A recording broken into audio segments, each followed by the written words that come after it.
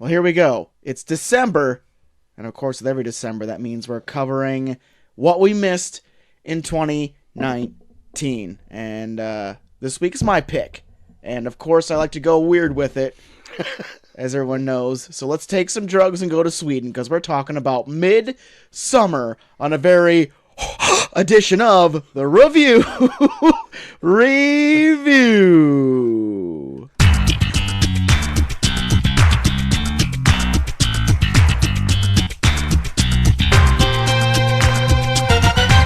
Oh, Bearman. That's a funny... Bass suits a swell. Bass suits a swell. Which is a dumb inside joke we've had for like 15 years.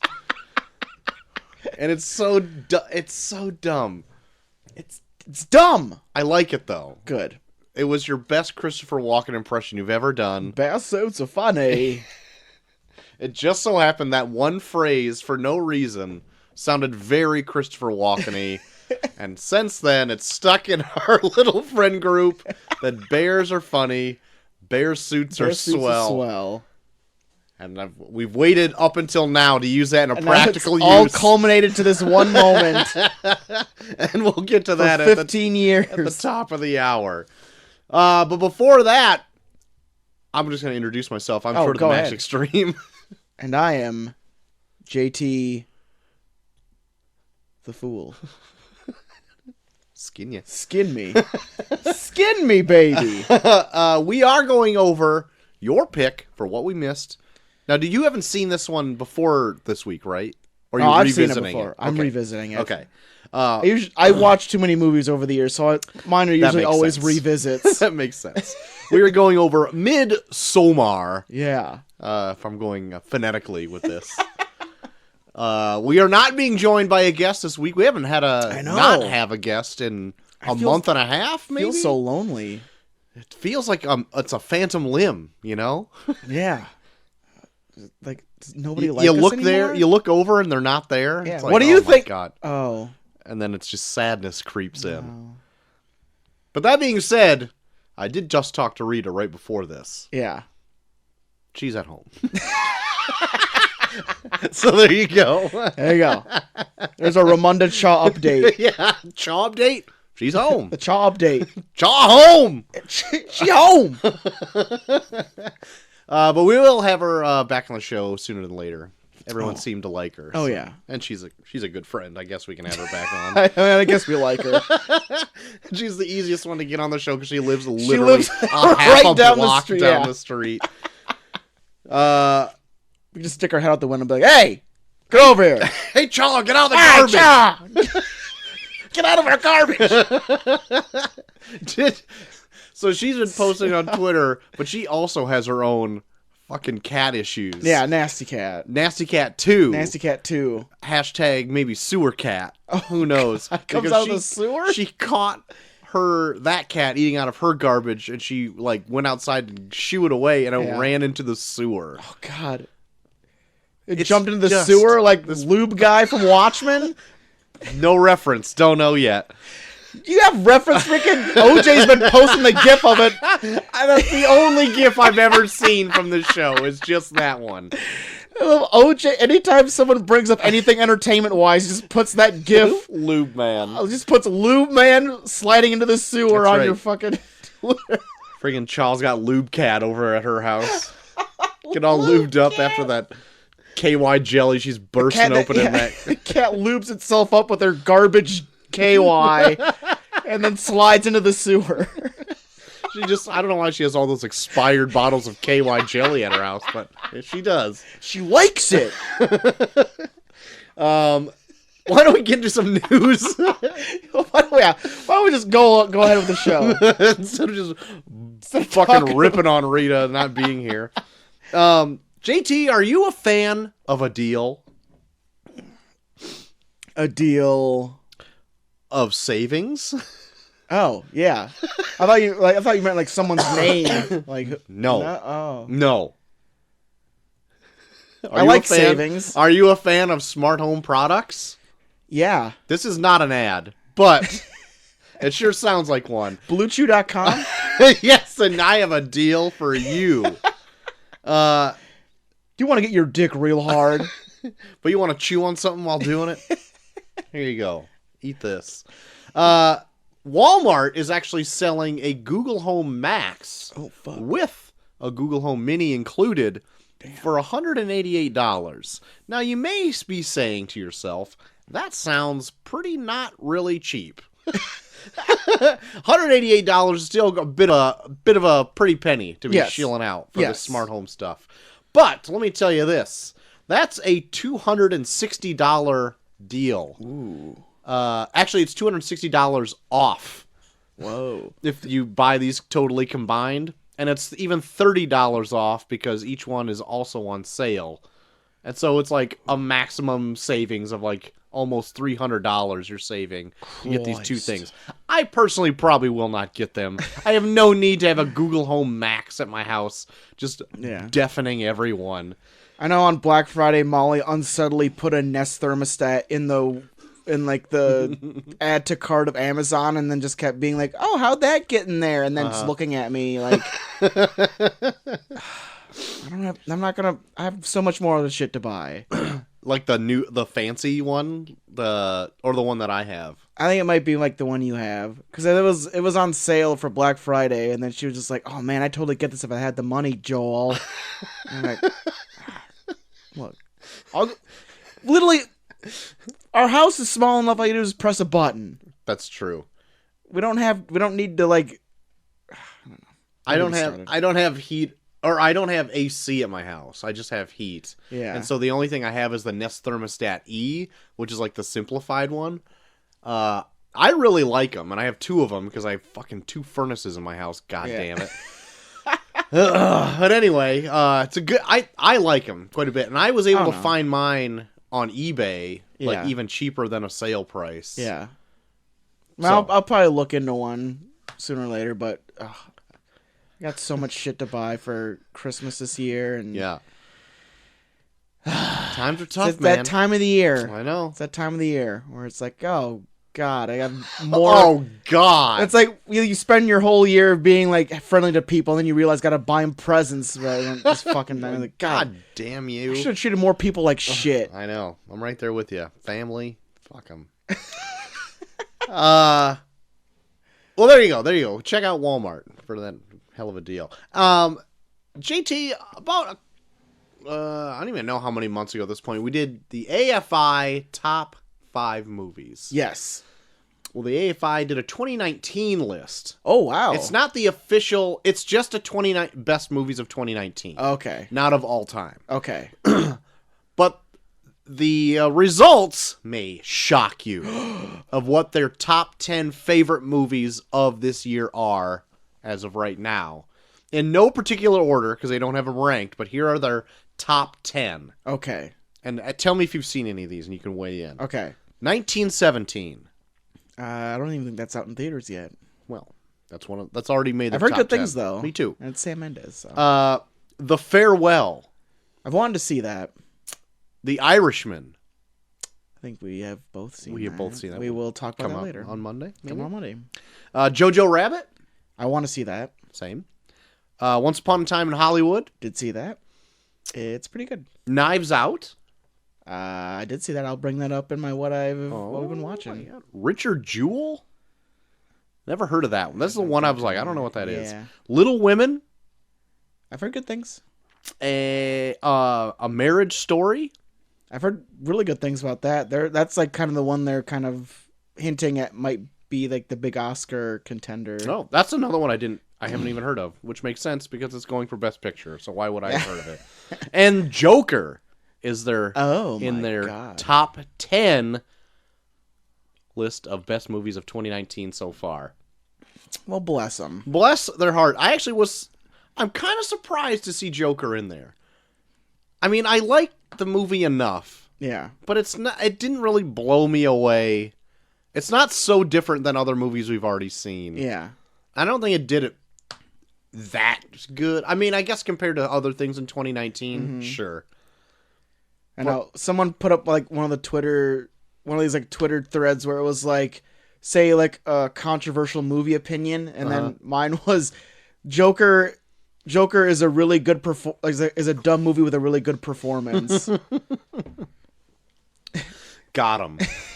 Got those fuckers on those steps. So there you go. AFI, tweet at him. Tell him how you like it or hate it. There you go.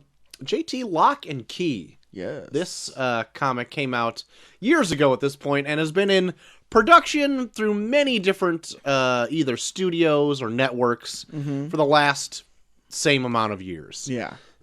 Fox famously had a pilot that they had, and they just shut it down after the pilot. This is too weird. Yeah, Netflix has picked it up. Yeah. And they are going forward with it. Yeah. So I hear. And the poster of the said movie, or series, rather, has come out saying that it will be coming to Netflix come this February. Yeah. Which is put near right around the corner. Put near. Put freaking near. Poster was pretty cool. It's got, if you are familiar with the story, JT? I've heard you say tidbits of the story. Well, there is a certain house that is a tad maybe cursed, haunted, if you will. Yeah. Inside that house, there are a variety of keys that all do different things. Mm-hmm. Like one that can flip-flop you genders, one that can turn you into a ghost when you step through the door, Ooh. And another one that you can put in the back of your neck, and your head will open up, and you can implant or remove memories. Oh, shit. And that's the poster. It's like the 3/4 view of behind the kid and the keys in the back of his neck. Shit. Pretty cool stuff. So I'm looking forward to this. See how well it is. Because the story is actually probably one of my favorite comics that has been written in the last 10 years or so. I'm intrigued because I remember when you brought it up, like, I think it was around the same time that you were bringing up Umbrella Academy a lot. Yeah. So it's like, well, if they do what they did with Umbrella Academy, I'm looking forward to it. Right on. Right on. Staying on the Netflix train, this is actually a shocking stat. What? Do you remember the time where you could go on Netflix and just search any movie and it was there? For the most part. For the most part, yeah. Well, even with the staggering amount of stuff that's already on Netflix now, they have lost 40% of their original movie library just by getting it pulled away and going back to other networks and stuff. Oh yeah, I can believe it. Renewing all their stuff and just going with Netflix-centric stuff. Because everyone else is trying to do their own streaming service. Yeah. So. But then I was thinking about, I wish I would have looked up how many movies are on Netflix now. Yeah. And 40% would be a lot. Yeah. A lot. Oh yeah.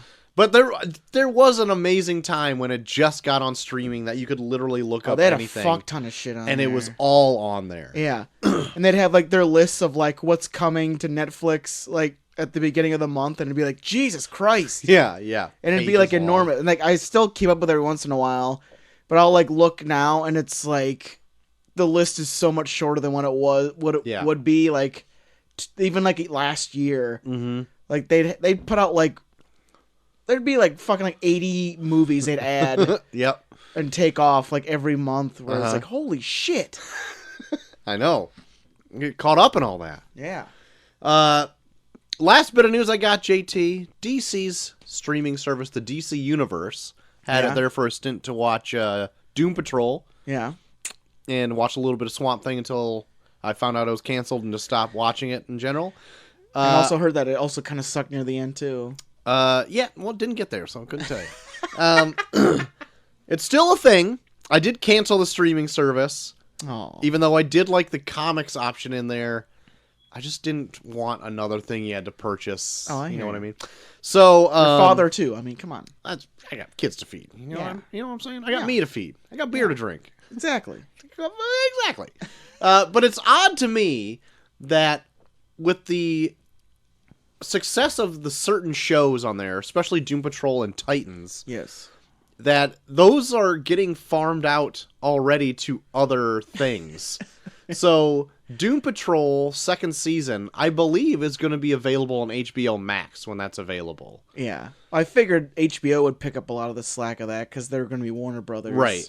And then I believe Titans is going to be on Netflix. I might be wrong about that. No shit. Not at the same time. I think you have to get the app for that. But also, there's a new Harley Quinn animated series on there right now that's also going to be airing on TBS. Very funny. Very funny, to me, in fact. Which I just want to know how that app is doing. I don't want it to fail because I think it's a good idea. And it's a lot of like a one-stop shop if you're a DC fan for sure. And it had a lot of fun TV shows on there. Like stuff that you can't find anywhere. But I guarantee you all of this is going to probably show up on HBO Max. Oh, yeah. Most of all That's of what I thought it would be. Like, the minute HBO Max comes out, they just absorb anything that's on the DC. For sure. If it does, HBO Max does... Because I wasn't planning on getting it. Yeah. Because I was going to plan on... I haven't canceled HBO yet because I still am going to watch that Watchmen show all through. Yeah. But it's going to be almost the same price. Is it the same price as HBO Now? By like maybe $1 or maybe. So maybe I'll just switch those out if I can still afford it now. Yeah. And if it does fold in that DC Universe stuff, why not? Win-win, baby. It's win-win for me, Win-win, baby. If it's like the Disney app that's got like its own like Marvel section, it's got its own like DC section. Yeah. On there, that'd be kind of nice. Oh man, the Batman animated series. Oh yeah. Oh man. Oh yeah. You know, I kind of want to dive into that Spider-Man animated series on Disney Plus. The one from the 90s? Yeah. I would maybe lower your expectations a bit. Yeah. It's good. I'd still like it. But I watched a few episodes already, and it's like, oh, this isn't as good as I remember. Fuck. Well, Molly had a sick day. Molly had a sick day like a week after Disney Plus came out, and she spent like that whole day watching like the first season of the X-Men. Oh yeah, one. Yeah. And that one's still pretty good. Yeah, for she sure. Says. I tried to get Macy to watch it, and she wasn't into any of what was going on with Wolverine or Morph or whatever it is. Morph. Gene! The power is so awesome! That show kicks ass. There's also something else I was watching on there, too, that I started, and I'm like, oh, this isn't as good as I remember. But now I don't remember what it is. Because I was going to show Macy to see if I can get her into something else. Besides watching Toy Story for the 100th time in a row, or Lion King.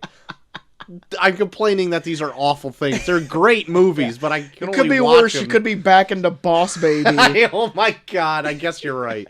Count my blessings. I did find they had some episodes of Mr. Rogers' Neighborhood on Amazon Prime, which I kind of want to start watching some of those. Yeah. I also just found out they did like a new... Amazon Prime has their own Rocky and Bullwinkle like series. Oh, really? Done by Amazon. Oh, shit. And I really liked that as a kid, but it was like the old ones that my dad had. Oh, dude, yeah, your dad had like a whole bunch of like Rocky and Bullwinkle stuff. Mm-hmm. It's kind of the same. It's still got the same kind of premise. It's just that it's like it's on crack now. You know what I mean?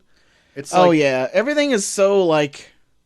For kids nowadays, everything is just like so like ADD riddled. Yeah. It's SpongeBob, I tell you. SpongeBob fucked it up for everybody. SpongeBob fucked it up for everyone. But yeah. But otherwise, it's still kind of fun. Like, I watched it. Bullwinkle Made a Pie. Was That's really good. stinky. That's all I knew, though. All I knew was stinky pie. And his stinky pie. Oh shit, my fucking laptop isn't plugged in. Why is this not working? Oh, we'll see. Oh, wait. Oh, there you go. I had to just push it in. It was recording that whole time, right? It's been recording, yeah. Perfect. It does have a battery. Well, I was staring at a blank screen the whole time. Oh shit, it's not on. This hasn't been on this whole It hasn't time. been on this whole time. What the fuck? The only reason I got nervous is that my laptop, when it's not plugged in, will not stay on. Oh. That's how it is now. I'm surprised mine stayed, because this is old as shit. I think I've had this laptop since when I was in college. Yeah. I'm surprised it still works. I know. There's been a few days where I've come over where I'm like, oh, this is the day. This is the day where it shits. And of course it shits on a day when we have to record. Yeah, of course. And then it bounces back somehow. I have no idea how the fuck it does it. Don't know. Troy, HBO is all about the miniseries. Mm-hmm. Especially those ones like on historical events. They did one on Chernobyl. Yep. Not too long ago that was pretty good. Pretty good. Well, now it looks like they're going to tackle the Watergate scandal. Cool. With a miniseries, and they've already got some heavy hitters Oh my gosh. in this, including the likes of Woody Harrelson and right. Justin Theroux. Wow. So get excited. Get excited. We got Woody Harrelson playing Nixon? I hope so. Me too, even though he'd probably do a bad Nixon impression. Probably would. I'd still be into it. Get that big old honker of a nose on him. God. Looks like the fucking tip of a penis. You know, like the fucking Nixon makeup they had on that guy in Watchmen? His freaking nose was huge. Like, I went back and just rewatched some of that. Just clips of it. Not that long ago. My God. What a beak on that guy. Looked like a fucking Joe Camel. What was it? The United States does not accept threats, or whatever. I don't know. I don't the remember. beginning? Yeah. The one guy... The doomsday clock's been set to 2 minutes to midnight before inevitable nuclear war. Why are you saying it in that weird cadence, you dumbass? The Watchmen movie sucks. I still like it, but there's some choices made in that which I cannot get behind. Oh, I'm sorry. Like, the more I think about the Watchmen movie, maybe I'd just go back and rewatch it, but God. It was like Zack Snyder didn't even know what the fuck Watchmen was about. Sometimes, other times it's pretty spot on. It's spot on with, like, Sometimes. if you, like, copy someone's homework, it's spot on. Yeah. And But- even then, it's like, you try to make your handwriting more, have Yeah. more penises in it. Yeah. I always say the Watchmen movie is like if someone copied someone else's paper, but then tried to add shit so that it looked like their own. But then the shit they added on their own was so fucking stupid. It was like, there's no way in fuck you wrote this by yourself. Yeah. Watchmen movie, check it out sometime. Check it out. It's great. Made AFI's top movie of 2019. Fucker. Troy, the whole Disney Fox merger. Yep. It's happened. Yeah. We're experiencing some of the fallout of it Mm-hmm. with certain things, including The Simpsons being on Disney Plus. I Yep. love it a lot. Yep. But now it looks like they're going to go in the creative end, Oh. where Disney may be making their own Planet of the Apes film. Oh, look out. Okay. So what do you think of Like a total reboot? total reboot. So what do you think of a Planet of the Apes movie made under the Disney banner? I'm Not necessarily being like a Disney movie, but like with the Disney machine behind it. I'm not sure. I'm not completely against it. Because I'm not like, I like the Fox Planet of the Apes movies. I thought they were like one of the stronger trilogies of movies. Yeah, in a like long like time. their origin Planet of the Apes movies were really good. I actually found they had the whole thing on sale on Black Friday for like $12. So I got the whole trilogy for like $12. Good get. I know, right? Good get. I know. I kind of want to dive into them because they're really fucking good. They are good. But it's not like a franchise that I'm like super beholden to either. So like I don't really have an opinion if they make another one or not. I'm like, well, if it's good, I should have that outlook on pretty much anything. I don't know why I care so much about certain things. But why do I care? like they can do whatever they want. But I guess I I don't think that would be terrible. Like a Disney movie with behind Planet of the Apes, or like I'm not even saying it's like under like the Disney banner, but like a Marvel-esque type movie, but like the story Planet of the Apes. I think it'd be fine. Yeah. Do you have conflicting feelings towards that? Not really. Well, the whole thing about Planet of the Apes is like the whole twist at the end. Yeah. Knowing that it's the world. Yeah. Our world. The world. It's like, I don't know. A lot of that rests on that being like the big twist at the end. Yeah. But it's... I like that they never even did that in this Planet of the Apes movie. It was just a totally different spin on it. Like what they did with this, where like you see just how everything breaks down. Mm-hmm. And then you can just extrapolate on that for like the future. Because they never did like say anything about those astronauts that went into space from the first movie. Well, they showed like a newspaper clipping where like the rocket was launched like at the beginning of the first one. Right. I mean that's that's all you know. You don't know if it's like the Mark Wahlberg one or right. You hope. You hope, yeah. For the love of God, please be Mark Wahlberg in there. We can't live without him. But yeah. So I would be okay with it, I suppose. I'm surprised that they're trying to do it so quick. Yeah. No, I'm not surprised they're trying to do it so quick. Why would I even say that? They reboot shit so fucking fast every now. Fucking 2 years. We're on our fifth Spider-Man right now? Yeah, I get it. Doing Batman again. Yeah. Just do whatever. Do whatever you want. Troy, I got some good news and some bad news regarding Baby Yoda. Oh, shit. Don't you do this to me. The good news is that they're finally going to be coming out with plush Baby Yodas. Finally. But the bad news is they won't be out till May. That sucks. This is the weirdest thing to come out of Disney in a while. That they did not have this shit lined up. Knowing that they were going to have this Baby Yoda in The Mandalorian. Uh-huh. It's like, I feel like you would have that shit like waiting. You'd have like 90,000 trucks of that shit waiting to just go out after the minute people see it on The Mandalorian. No kidding. And I was talking to somebody, maybe I even said on our last show, it's like, is it a misstep of Disney or did they just try not to have something out? It can't be. Like, try not to spoil Mandalorian stuff. Because now that it's out, it would be out in stores. Like, if you like The Mandalorian, we also have this. Yeah. But they don't. They don't have it. It's just a complete misstep. And they usually don't do that. No. Maybe they had second thoughts about They'll spoil the fuck out of shit to sell something. That's true. Like, how many times do they put out toys where it's like, this is going to be in this next movie, where it's like, well, what the fuck? Yeah, like every Star Wars movie, they have like the new droid out before the movie comes out, so all the kids will buy it. Yeah. Yeah, you'd think there would be some sort of Baby Yoda thing out. I know. But no. It won't be available till next May. That's so weird. Yeah. It makes you wonder, like, did they have faith in The Mandalorian? Did they care? I don't see how they wouldn't. I mean, the show itself looks like it has a budget behind it. Right. They put big names in it. Yeah. Like, the show itself looks like a Star Wars movie. Right.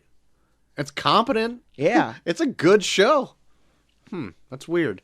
All that is so weird. Yeah. God, that show's so fucking good, too. Oh, my God. That last one where they fucking kill the shit out of the ATST. Yeah. Fuck yeah. It's so good, dude. It's so good. It's so good. I love the score to The Mandalorian. Oh, I know. They have like that weird that like western, futuristic western like I'm like, oh, every time I hear it I get like goosebumps. Oh, it's so good. Golly. And they do like that animated like recap at the end every time. Oh, with like concept art. Yeah, I always just sit back and watch that shit. Same. It looks so cool. Jesus, that show. What the fuck is any other show even doing on the air? Now they're doing those Baby Yoda memes where like every time you push that button, another like a song pops up. I'm a fan of the one where he sips the broth. It's like the new Kermit the Frog with tea. Yeah.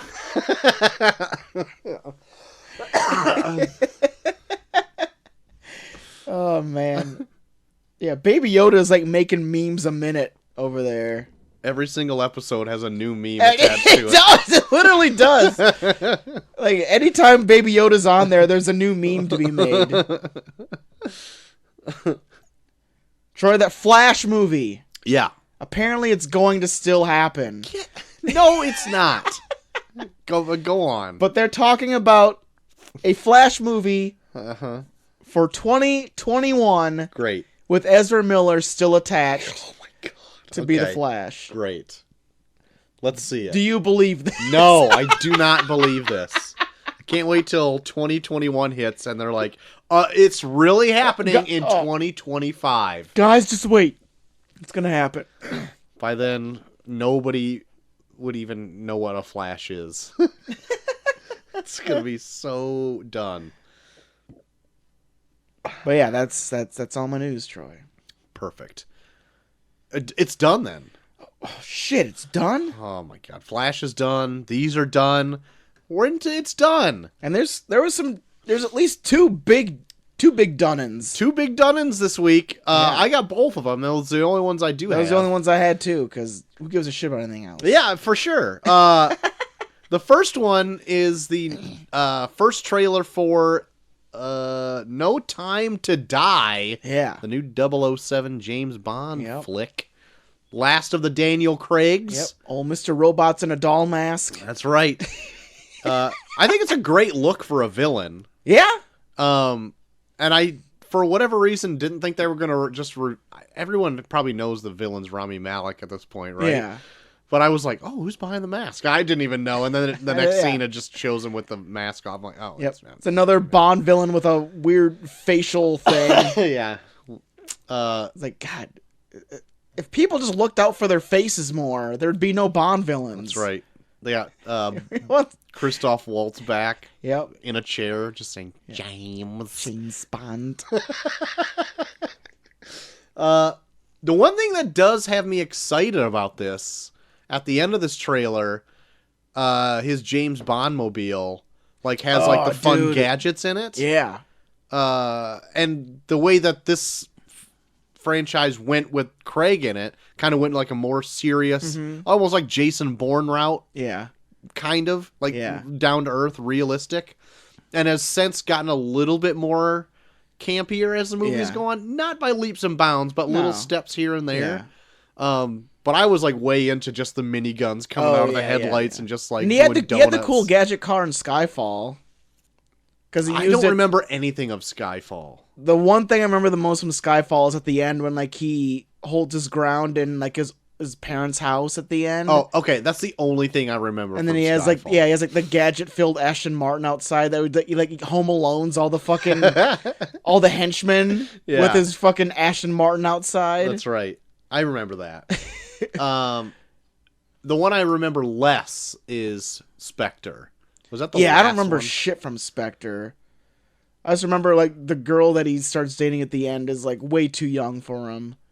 Doesn't he bang somebody after he bangs funeral? a widow a day after her husband died. That's the only thing I remember from Spectre.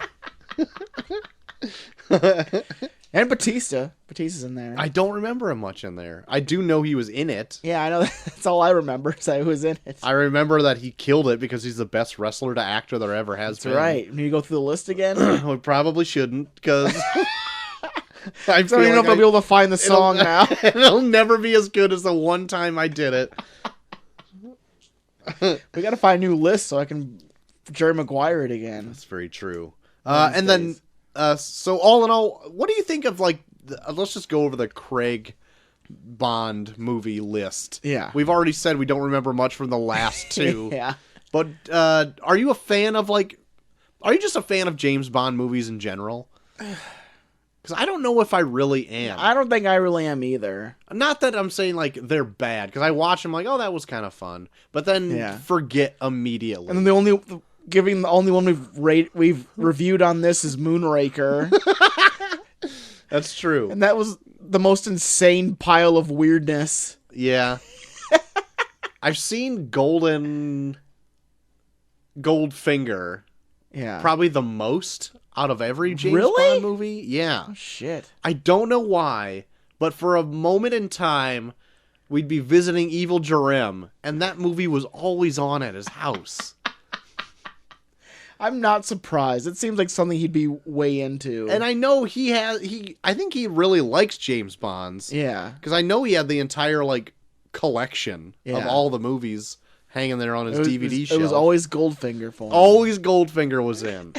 In a fucking weird towel romper suit that he was wearing. James Bond, not Jerem.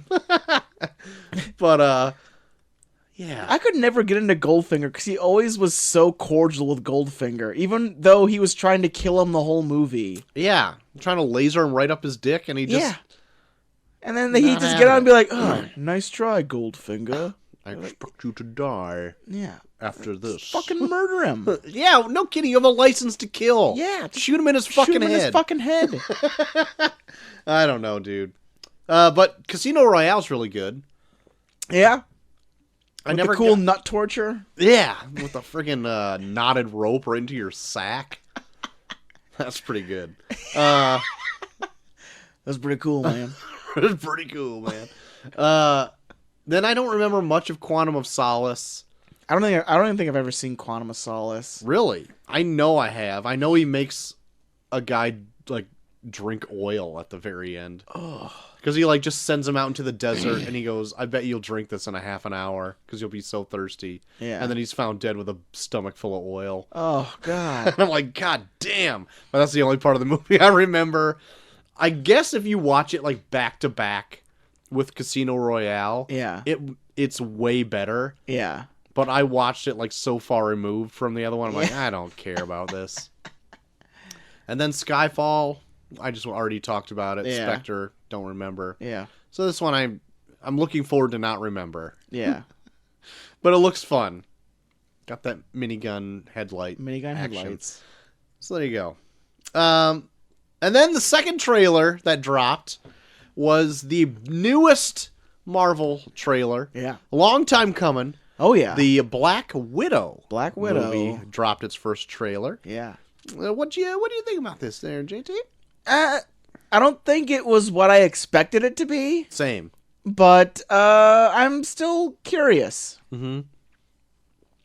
I was almost taken back at like the level of, I guess, comedy in the trailer. Yeah. No, but there's not a lot. No. But there's David Harbour has some funny moments. David in the Harbour trailer. in like a weird superhero outfit. The Red Guardian.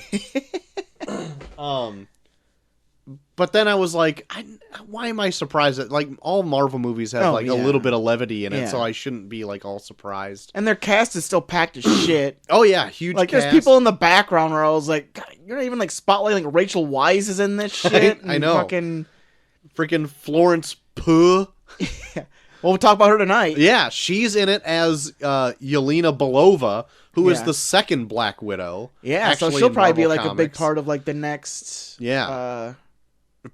Possibly she could be like handing it phaser. off. Yeah. And I was just looking her up. She's had a hell of a last few years. Yeah. She's in this.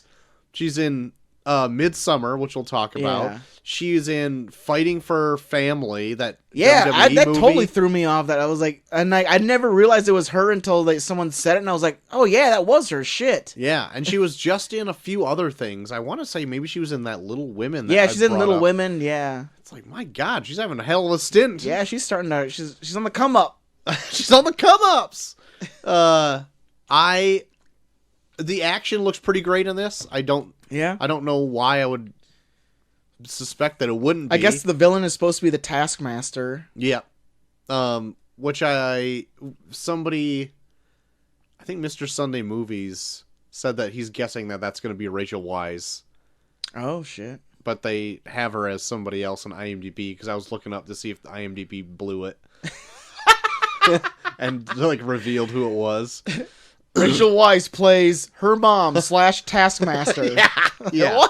What? Or maybe it's Rachel Weisz. I don't remember. But anyway, it looks good. Yeah. Looks good. I'm into it. There was an article that I scrolled past and didn't decide to read that they said that this movie is like 5 years too late or something like that. Yeah.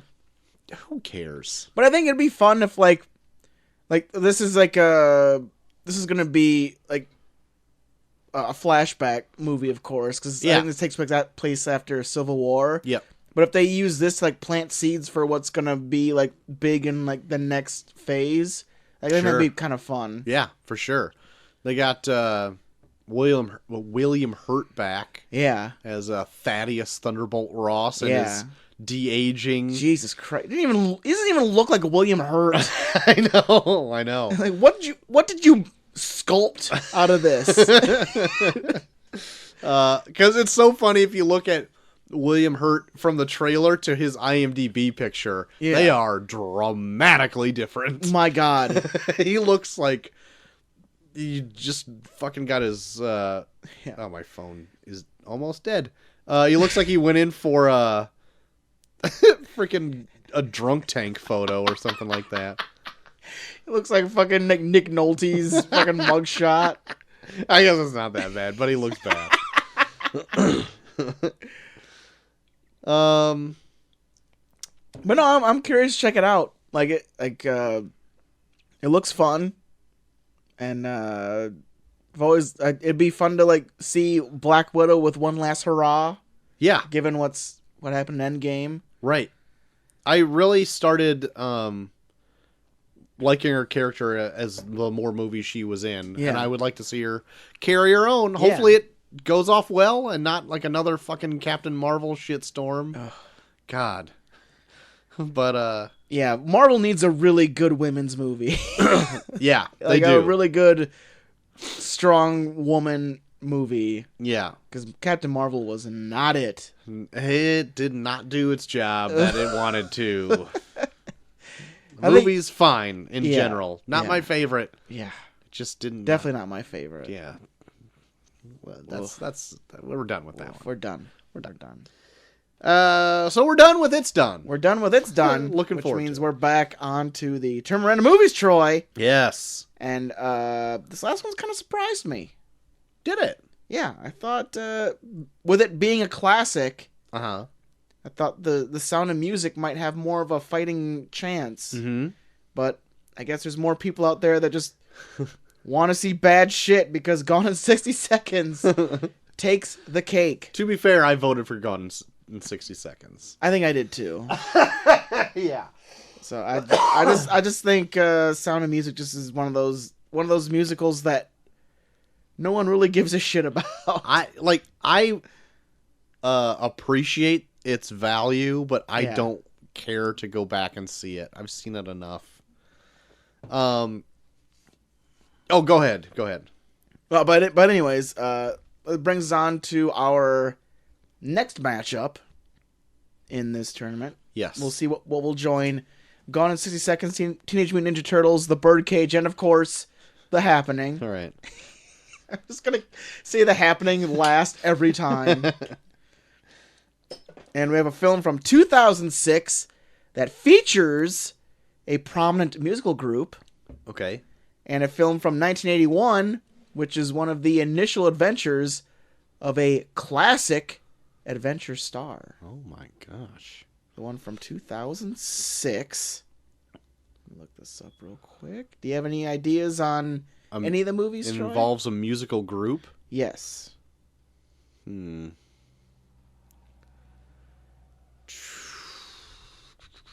No, I can't think of it right now.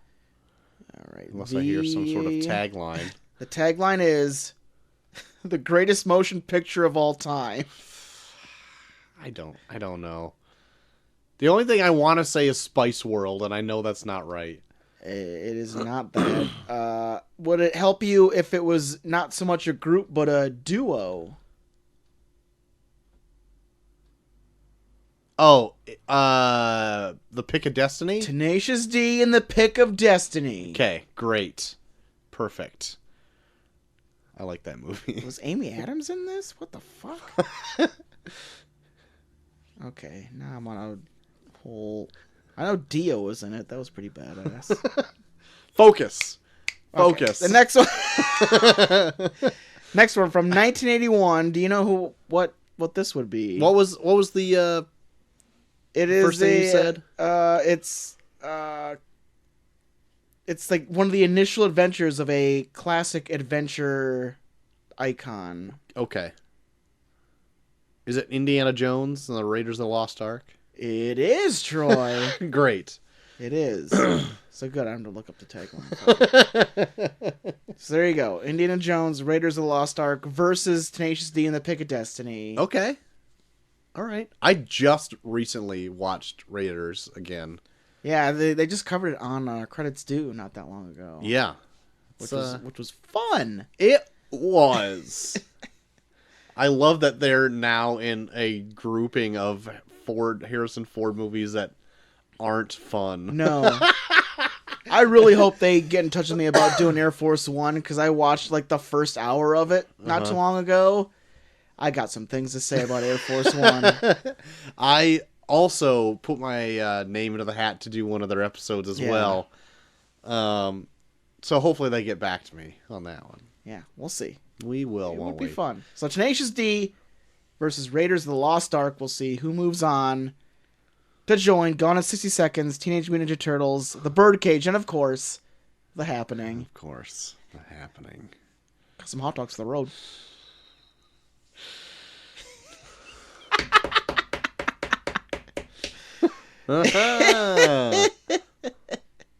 Likes the shape.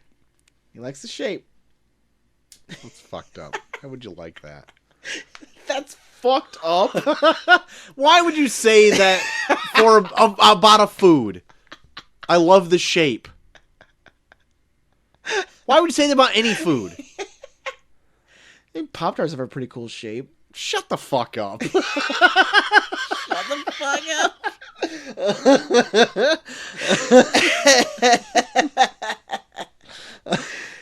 So there you go. Tenacious D, Prick of Destiny versus Indiana Jones, Raiders of the Lost Ark. Perfect. Fantastic. Great. We do have a winner for the Rita Portrait Contest. And by winner, we mean only entrant. Only entrant. I think we said it last episode, but her name's Ashley. I did get a hold of her. She's getting the Brute package. Yeah. So coming to you is going to be a Crispin Brute, Yeah. a Brute aftershave, and the other Brute item that I cannot remember off the top of my head. I thought it was Fruit Brute, but I don't know if that cereal's made anymore. I didn't know that was a thing when you said it the first time. It's in like the Count Chocula family. Fruit Brute. Yeah. Okay. I've never seen it. I only see his Boo, Frankenberry, Yeah. and Count Chocula. The other option you could have picked Was our Beano. was our Beano category, which would have been Childish Gambino's latest album, a package of Beano gas relief, and then another third thing that we also can't remember. But I'm glad you went with the Brute instead. So, I think she knows Rita, so I'll make sure Rita gets her address. There you go. We send something your way, we'll Ashley. figure it out. If you even listen. Yeah. Doesn't even know who we are. She's probably filing a restraining order against you as we speak. Right. I'll just sign in anonymous. So, some weirdos asking me about giving me Brute.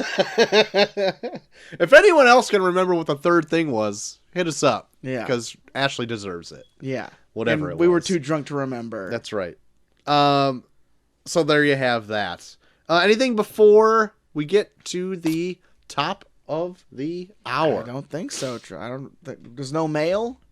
No other mail. I did check. No other mail. Okay. But we did get some correspondence back from your tweet that you put out that we were reviewing Midsommar tonight, and we'll get into that a little bit later. For this. So we're going to dive into Midsommar now. 'Tis the season Yeah. to dive into Midsommar. No better time to talk about Midsommar than in midwinter.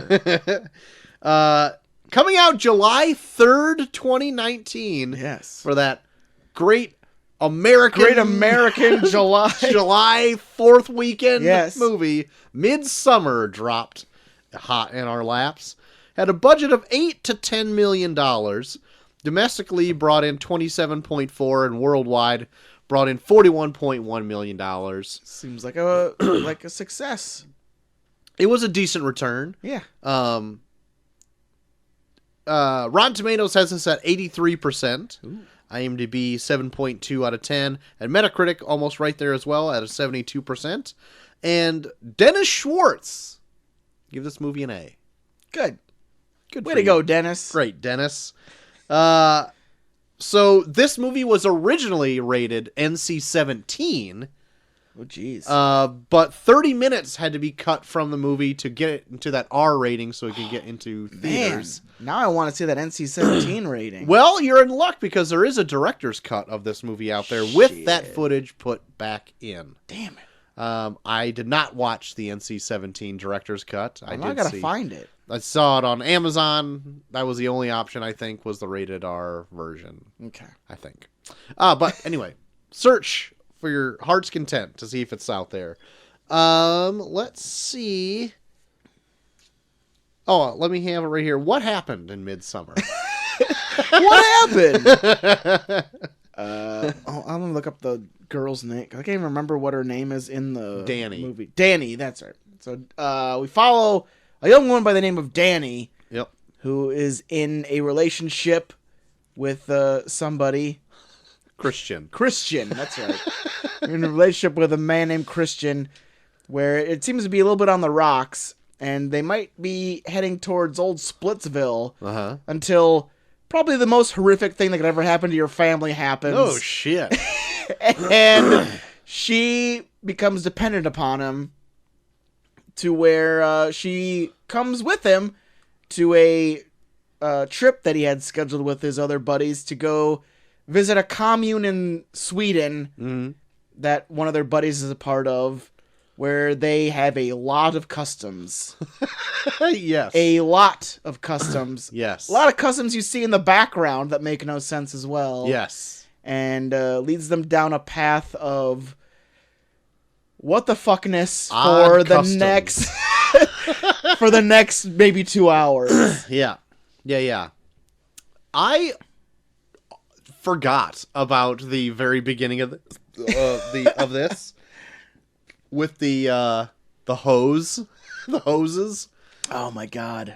I thought that. Oh yeah, we'll spoil because it's been out on DVD, so I'm sure it'll be spoilers throughout. Oh yeah, for sure. So I thought that maybe the beginning of this would come up for whatever reason when I saw that the hose mechanism to two tailpipes of a car feeding through the house to kill the parents and the sister was so elaborate that I thought maybe more was going to come from it, and it never did. But I was almost waiting for it the whole movie. Yeah. Up until like a point where like they're never getting back to this. Yeah. And then I just kind of dropped it. But I was like, man, this is a very cool kind of way to go, but very disturbing at the same time. Just to put a hose of exhaust in your mouth? But no, like to feed it all through the house and to pump it through like the parents' bedroom door and like to tape it to your head. Yeah. I'm like, my God. It's definitely a very to-go way of killing yourself. It's just like, why sit in the garage when you can lay in the comfort of your bed? I mean, it's just, it seems like, why would you go through the entire effort? It seems like way harder. Like, I get it, like, oh, sure, do one up into the bedroom of your parents, I guess, if you're planning to kill them. But then why didn't you just, like, chill out in the garage? I don't know. She wanted to sit in that room. I guess. She was probably typing out that last message. Oh, yeah, for while sure. the hose is in her mouth. That's for sure. I mean, she looks like she'd listen to Moody Records. And how would you not? You wouldn't be able to listen to those in the car. Yeah. You get whatever you get on the FM radio, probably. Unless you got XM. Fair enough. Yeah.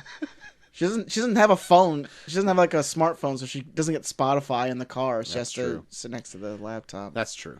Very true. So she can listen to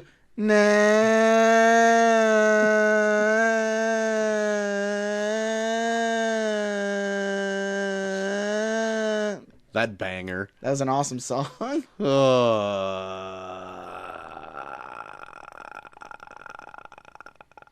Are you gonna tell me you don't like this, Troy? Not yet. Not yet. Okay, so Let me ask you this, because did you also watch this on Amazon? Oh, I have the Blu-ray. So maybe it was my premium viewing of this. Yeah. Okay, also I want to preemptively say, fuck you for picking a suspense like horror movie for me to try to watch at my house for this show.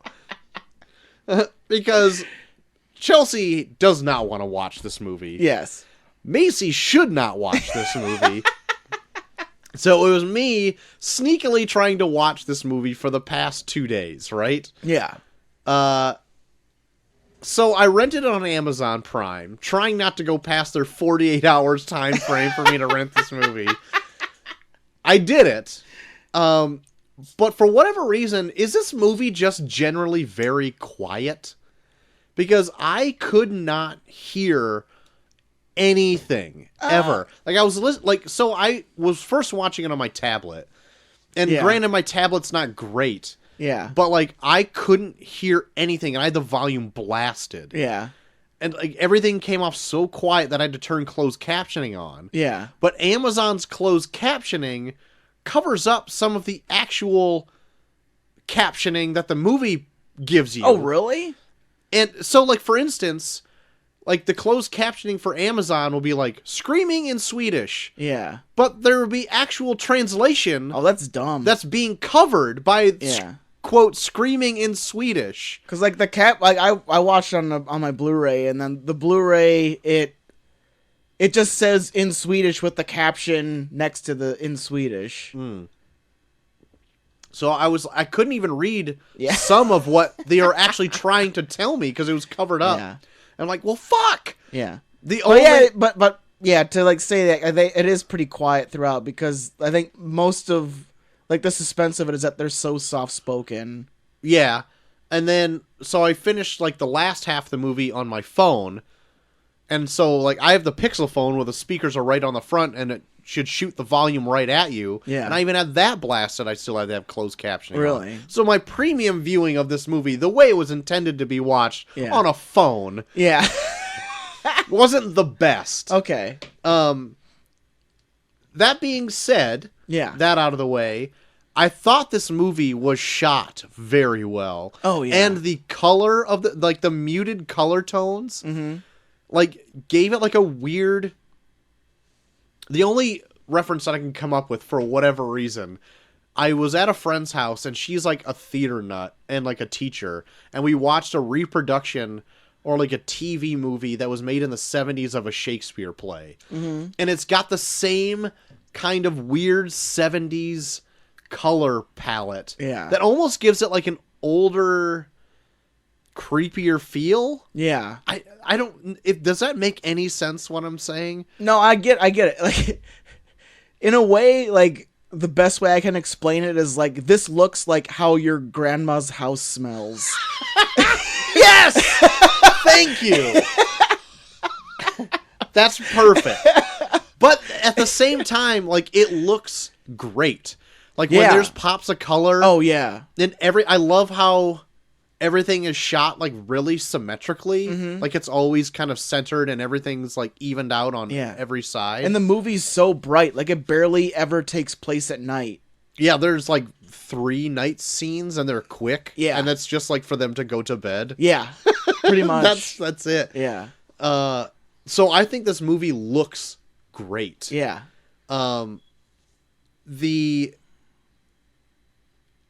It was just hard to. I mean, it was hard to watch the movie that I couldn't just blast the TV. Yeah, that's the only thing I was trying. No, to... I hear you. The one funny thing is that, and I posted it on Twitter already. Yeah. I screenshotted the one closed caption that I loved. It just said thud. Thud when that guy hit the ground, and I'm like, hell yes. So I screen captured that and threw that up on Twitter. Oh my god. That scene is gruesome. Oh man. Yeah. And like you go into it and like it slowly washes over you where you're like, oh shit, they're gonna fucking kill themselves. So Oh, so another thing before we get to that is that this movie does what like a ton of other movies do, is that they tell you what's going to happen in the very beginning of this movie. Oh, totally. Or they'll give you hints of what's going to happen like throughout. That whole tapestry in the beginning is pretty much the whole plot of the movie. Right. The one that reads like right to left, right, as you're painting across it. Yeah. That, or like at the very beginning when they show like out of nowhere they just show this tapestry and then it opens to the movie. Did you see that? I don't remember it off the top of my head. I bet they have it online or something. I'll show you. But it opens with like there's like this tapestry and it pretty much like shows you. There's one like right as they get into that little commune. There's a big long tapestry that kind of plays out like a good chunk of the movie for a certain few characters. Oh yeah. The one with where she makes the pie? Yes. I'll get back into that. I love just to like talk about that a little bit. I just love how like subtly red his lemonade was. Oh God. And I picked up on that immediately, right? Yeah, like they show all the glasses line up next to each other and his is just like a tad bit off hue from theirs where you're like, "Oh God." They don't say anything about it. Nope. They just show that his glass is just a little bit more off color than everyone else's. Yeah. But you saw that tapestry and you're just like, I know exactly what the fuck that shit is. Uncomfortable. So I guess if I was like more naive going into this, it would have been like things you missed in Midsommar or whatever, and you would go back and you see like, oh, they told you what was going on through the whole movie and you didn't see it. Yeah. I went in like not knowing that they were going to do that, but like the first few times it was like I thought fairly blatant. So like when they're it's kind of when they're already in the commune, what's his name? Pele? Yeah. Pele? He's kind of giving like kind of like a recap on how their society works from like 9 to 18, their kids. Oh yeah. How they treat blah. They treat all their ages like their like their seasons. Yeah. And they're like, well, and once you're 72, then you're complete or whatever. Yeah. And they're like, oh, what happens when you're 72? And then they're like, we kill him. Yeah. And like everyone's like, oh, you're funny. It's like, no.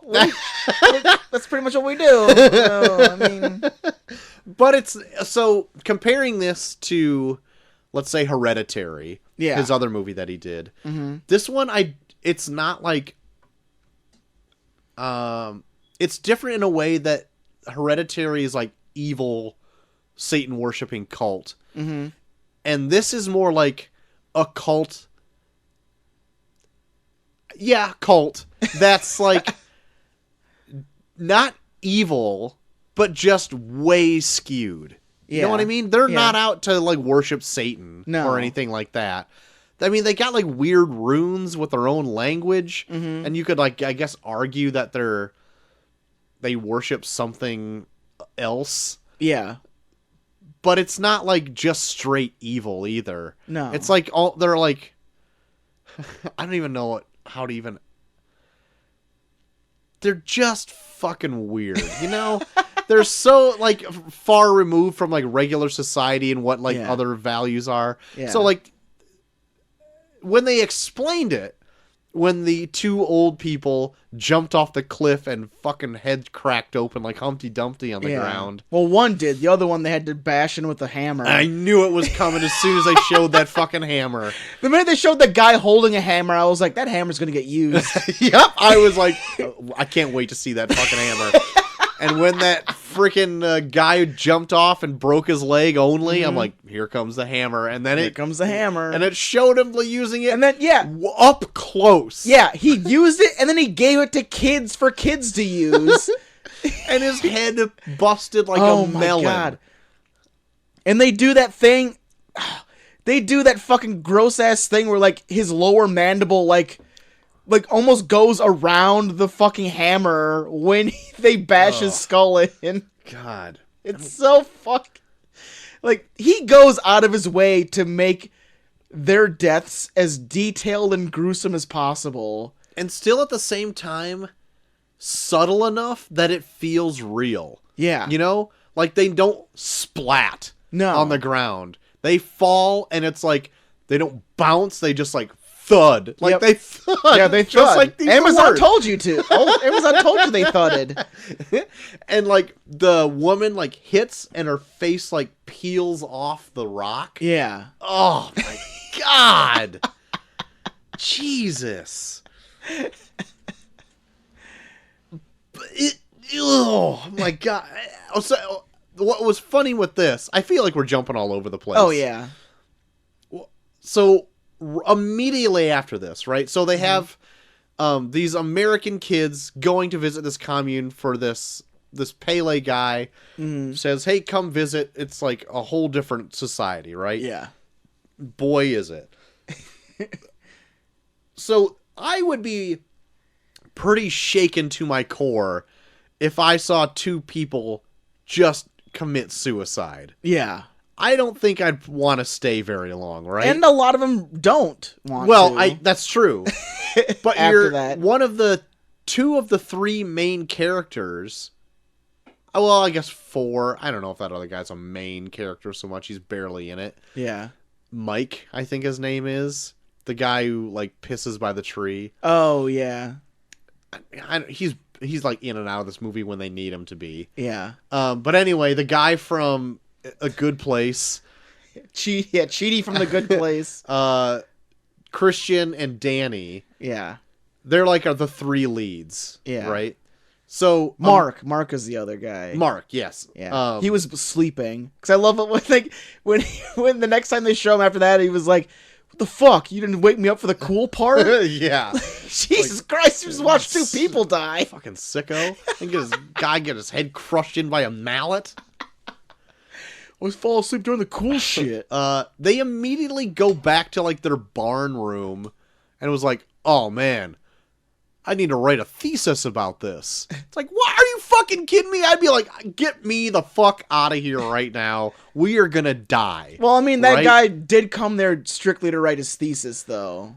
But, okay, I get, like... And, like, you almost kind of get the idea that he knew what it was going to be, because... Oh, yeah. Because Pele says what it's going to be, and he's like, you guys do that? Yeah. And then the other guy tried to look it up on, like, his phone, but he didn't have internet, and he's like, what are you guys talking about? And right. he's just like, all right. Like, he was he was like, oh, yeah, okay, you guys do this, but I don't fully believe that you're actually going to go through with it. Yeah. And then they do it, and he's like, fuck.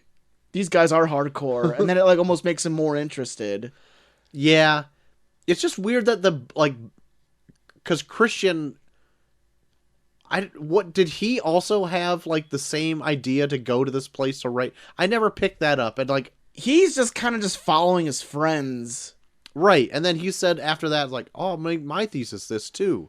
Yeah. It's like, what are you, why are you leaving? Don't you know you're going to die?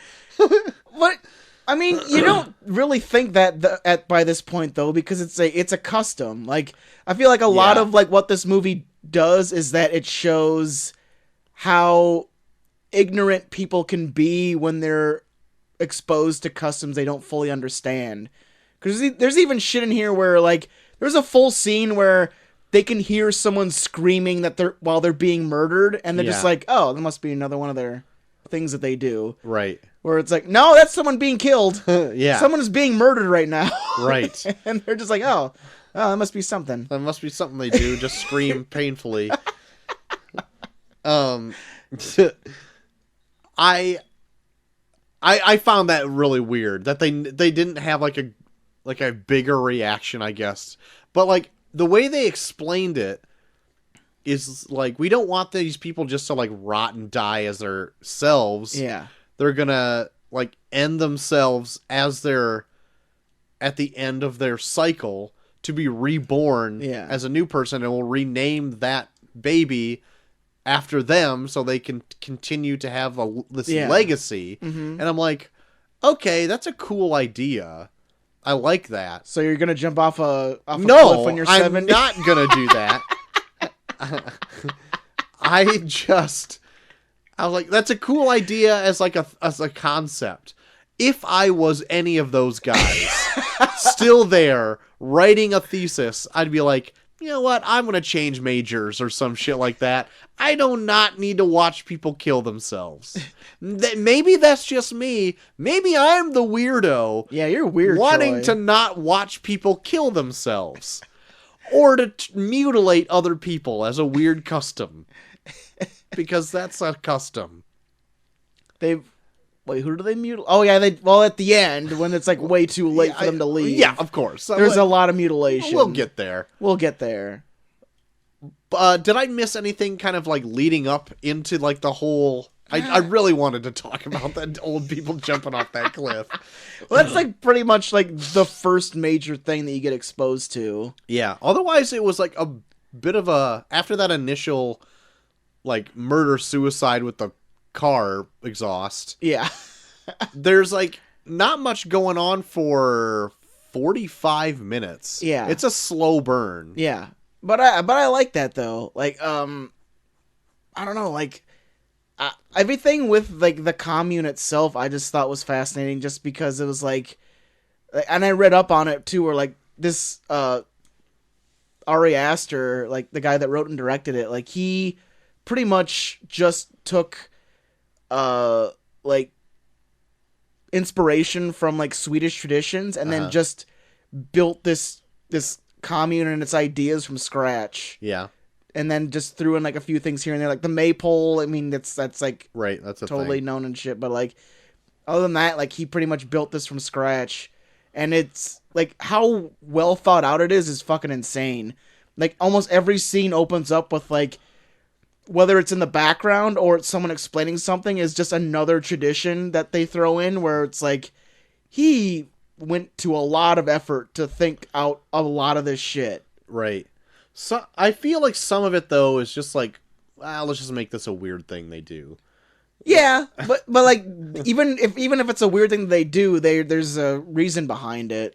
Is there? Yeah, I mean, like, the laundry dance is weird. Yeah. Where they just, like, fucking, like, wringing laundry and shit, like, in the background. And then there's that whole thing where, like, they do this long chant right before they chop a log, and... Yeah. Like... but, like, things like that, like, I don't know, I just thought it was funny, because it was, like, almost every scene involves something in the background where people are doing the craziest fucking shit. Like, right. There was, like, one time where it was, like, she's just, like, following, I think, like, Danny's, like, following her boyfriend going into a building, and then, like, the wind's blowing, and people are, like, mocking the wind blowing, where they're just, like, acting like it's, like, fucking, like blowing them over, where it's like, what is this? What are you guys doing right now? Where it's, like, there's constant... What is this? There's just constant shit like that, but I loved it, because it was, like... Like, this movie always gave you something to look at, even when nothing was happening. There'd be some weird tradition, some weird bullshit going on. Yeah, weird bullshit going on in the background where it was like, what are they doing? What are they doing? But I loved that. Like, you could literally be waiting for, like, a half hour or whatever for something to happen, but it's like, there is something happening. Look at these fucking crazy people, what they're doing in the background. Yeah, I mean, that's fun to point out. It's like, hey, look at that over there, look at that over there. But, like, it is a bit of, like, a real slow go at it up until they get to that halfway point is where, like, the old people jump. Yeah. More or less. Yeah. But, it's not that I didn't like that either, though. Because I kind of like the general unease. Yeah. Because you knew that these people are going to be weird. You knew that going into the movie. And you're like, oh, what's gonna drop? Like, this guy who made Hereditary. So you're kind of waiting for something weird to happen. Yeah. And up until, like, that dinner scene, like, right before the people jump. Yeah. Where they're just, everyone's standing and, like, just waiting. And I'm like, what the fuck is going to happen here? And then they, like, they're gonna eat each other? Yeah. They all just fucking gobble down on each other. And then they, like, have a drink, sit down, stand back up, and then leave. Yeah. It's like, what the fuck was the point of all this? And then they freaking jump or whatever, and everyone's like, ugh. You know what was also unnerving? Yeah. is that the rest of the commune mimicked the reactions to anybody in pain. Yeah. Well, the Pele guy even says it, like, when they're right before they even go there. He talks about how, like, they always do everything together. Yeah. Another thing I missed. Probably couldn't hear it. Probably couldn't read it either. It's covered up by screaming in Swedish or whatever it was. Yeah. A little bit of fun fact: despite that this is a Swedish setting, this movie was almost completely filmed in Hungary. Oh, really? There you go. A little fun fact for you. More to the fact that this movie likes to foreshadow what's coming. So there are kids playing a game called Skinning the Fool. Oh, yeah. As they are kind of coming into the commune or whatever. And I thought that was a pretty violent name for a game that they were playing. But it actually is foreshadowing, because the fool in this movie would be Mark, ends up in a jester's hat at the very end. Yeah. Well, and then there's also a guy that wears his face when they kill, Chidi. Yeah, whatever his name is. Well, even, like, in that tapestry in the beginning, like, right when the movie opens, like, you can see representations of them in the tapestry where, like, he's wearing a jester hat, and then Chidi from Good Place is wearing, like, a Shakespearean thing where it's like Mark is supposed to be the fool, and then he's supposed to be like the scholar. And you kind of, as you follow it throughout, you can kind of see like them play those roles throughout. Yeah. I wish I would have fucking seen this thing, paid any attention. Let me see if I can find it. There's also it's gotta be on the online blood and pubes tapestry. That is foreshadowed. Yeah. I do like that one, though, because they don't really draw a ton of attention to it, except for when Mark is like, "Is that a fucking pube, dude?" I know, I wish I didn't do that. Like, I loved that they just kind of scrolled past it, and then it plays out as the movie goes on. Right. But then they really hammer it home where it's like, "I think I ate a pube." Or it's like, no, just say like, "Oh, there's a hair in this," or some shit. Right. People get it, especially, you can't miss that tapestry, because it shows a full-on open vagina in it. It does. And a pair of scissors trimming the said pubis of that area going into a tart. Yeah. It's different. It's that's one of the first little tip-offs that maybe this commune is a bit off-kilter. And maybe I would have remembered that. Okay, here's the opening tapestry. Let me take a look at this thing. Oh, yeah. Yeah, like that's like the first thing you see in like the opening of the movie. And it kind of shows, it doesn't show everything, but it like shows how a lot of things play out. Right on. Yeah, I totally missed this. Like the movie opens with that, and then like it like cuts down the middle and then opens up to like the rest of the movie. Huh. That's cool. But that also goes to like the pretty fun like set design and stuff that they had on this too, because like only had one or two set pieces. Yeah, they had like their like that barn they stay in is fucking cool looking.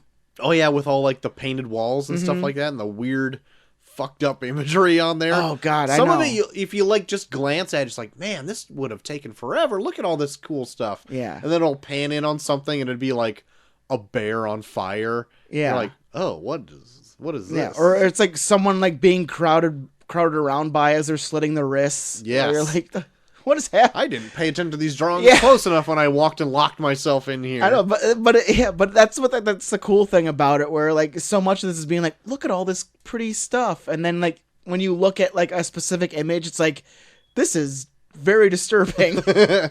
Another fun little thing too is even before they got to the commune, when they were in the apartment, like telling Dania that they're gonna go to Sweden, is that there's like a framed picture of like the Scarecrow on like their fridge or something like that. Or I was like, oh, that's kind of cool, because that's almost where everyone ends up at the very end of this movie. Well, there's even like there's a whole bunch of scenes that are foreshadowing in the beginning, like one of the first times you see Danny, like, after all the shit that's happened to her, like, she's laying in bed with, like, a big painting above her where it's, like, a little girl with a crown kissing a bear. Oh, I missed that. That's pretty cool. But it's like this whole movie is just chock full of, like, foreshadowing and, like, imagery. Like, so much of this is so thought out. Like, that's what I love the most about it. But, yeah, I do like that, but it's like a thing that you can, like, work backwards on, you know? Yeah. Like, while making the movie, it's like, I want to yeah. do this and this and this. It's like, we'll just work backwards and we'll have some weird foreshadowing Yeah. in there. I'm not knocking the movie for it or whatever, but... and then, yeah, the one guy, Mark, he's like the weird... fourth wheel to their group. That's Mark kind of is like the horny out. single guy where he's constantly looking out for like, hey, fuck this chick. Yeah, want to fuck, want to do drugs. There was so many. He had some lines that like had me cracking up though. There was like that whole discussion they have when they're going through the woods and he's talking about ticks. Oh yeah, he was like, dude, my grandpa got Lyme disease and he's fucked. It's also funny too if you look. He's got his pants tucked into his socks so he doesn't get bugs all up in his pants. Oh my god, I missed that. That's awesome. Yeah, it's almost too bad because like I don't even know if I want to say it's too bad because I think I would get annoyed if he was in the movie much anymore. Yeah, because he's not like he's entertaining when he comes in and says like some dumb shit. He has like one-liners every once in a while. Like, just shut the fuck up, dude. Like the one part where it comes very clear that nobody really likes him, especially the commune. Like he just comes over to talk to like Christian and Danny at one point and he's like, I gotta piss, and just like leaves and goes and pisses by this on tree, their ancestral tree and just like pisses everybody off at that point. Oh yeah. And to the point where he just like disappears. That one scene where it's like, I think that guy doesn't like me, and it's just he's staring like daggers through him across the table. Yeah, yeah. And that guy is like staring at him like there, and he's also just standing outside a building, just staring daggers into him. And he's like, I don't think this guy likes me very much. Turns out he didn't like him. Wore his face as a skin mask. Yeah, decided to wear his face as a skin mask with, I think, no pants, too. Oh, yeah, he was definitely bottomless. He had his dick out. Had his dick out. When he killed Chidi. Yep. That's too bad. Chidi didn't deserve that good old dicking. Well, he was taking pictures of the weird incest kids' paintings, so... Yeah. I actually thought that person would have more of a role in the movie as well. And, like, the thing about it, though, is that he does, but it's so on the outside, though. Yeah. I mean, I guess it's great that, because, like, yeah, this person ends up being, like, a very deformed character that, like, it'd be easy just to turn that into, like, a monster. You know what I mean? And, like, have them be, like, a Jason Voorhees or whatever. Yeah. Not that what this movie is. No. But they didn't do that. No. It's, like, the entire commune working together is all responsible for this. Yeah. And I think he's just kind of that symbol of tradition gone to the point of mutation, where it's like, we believe so much in what we do that we're creating these incest children to tell us what to do. Yeah. Where it's like, man, you guys are so far gone. Right. You guys... Because they want a clear conscience. Yeah. Or whatever. But then what they're doing is pretty much... It's so corruptible at the same time where it's like, yeah, he makes these weird fucked up paintings and then the ancestors, they're the one... And then... the elders, they're the ones that interpret them. So it's like... So you could literally just say whatever the fuck you want people to do. Right. It's like, oh my god, this kid just splashed a bunch of green and red on a page. That means that all the virgins should fuck us. Like, oh really? Yes. Look at. Oh my god. There must be right. But I think that's part of like. Well, I'm not gonna hold back, and I fucking love this movie. Yeah. and I think there's like so much of this movie it says so much. Like I remember before I saw it the first time. The Ari Aster said that when he wrote this, he wrote it after he got through like got out of like a really bad breakup. Uh-huh. And the first time I saw this, I saw that with that in mind. And you kind of get that throughout when they go to the commune, that this whole movie kind of feels like one really bad session of like couples therapy, ultimately leading to like their breakup. I was reading like a fun synopsis for this film, and they were saying like Ari Aster makes the biggest, most fucked up breakup film of the entire year.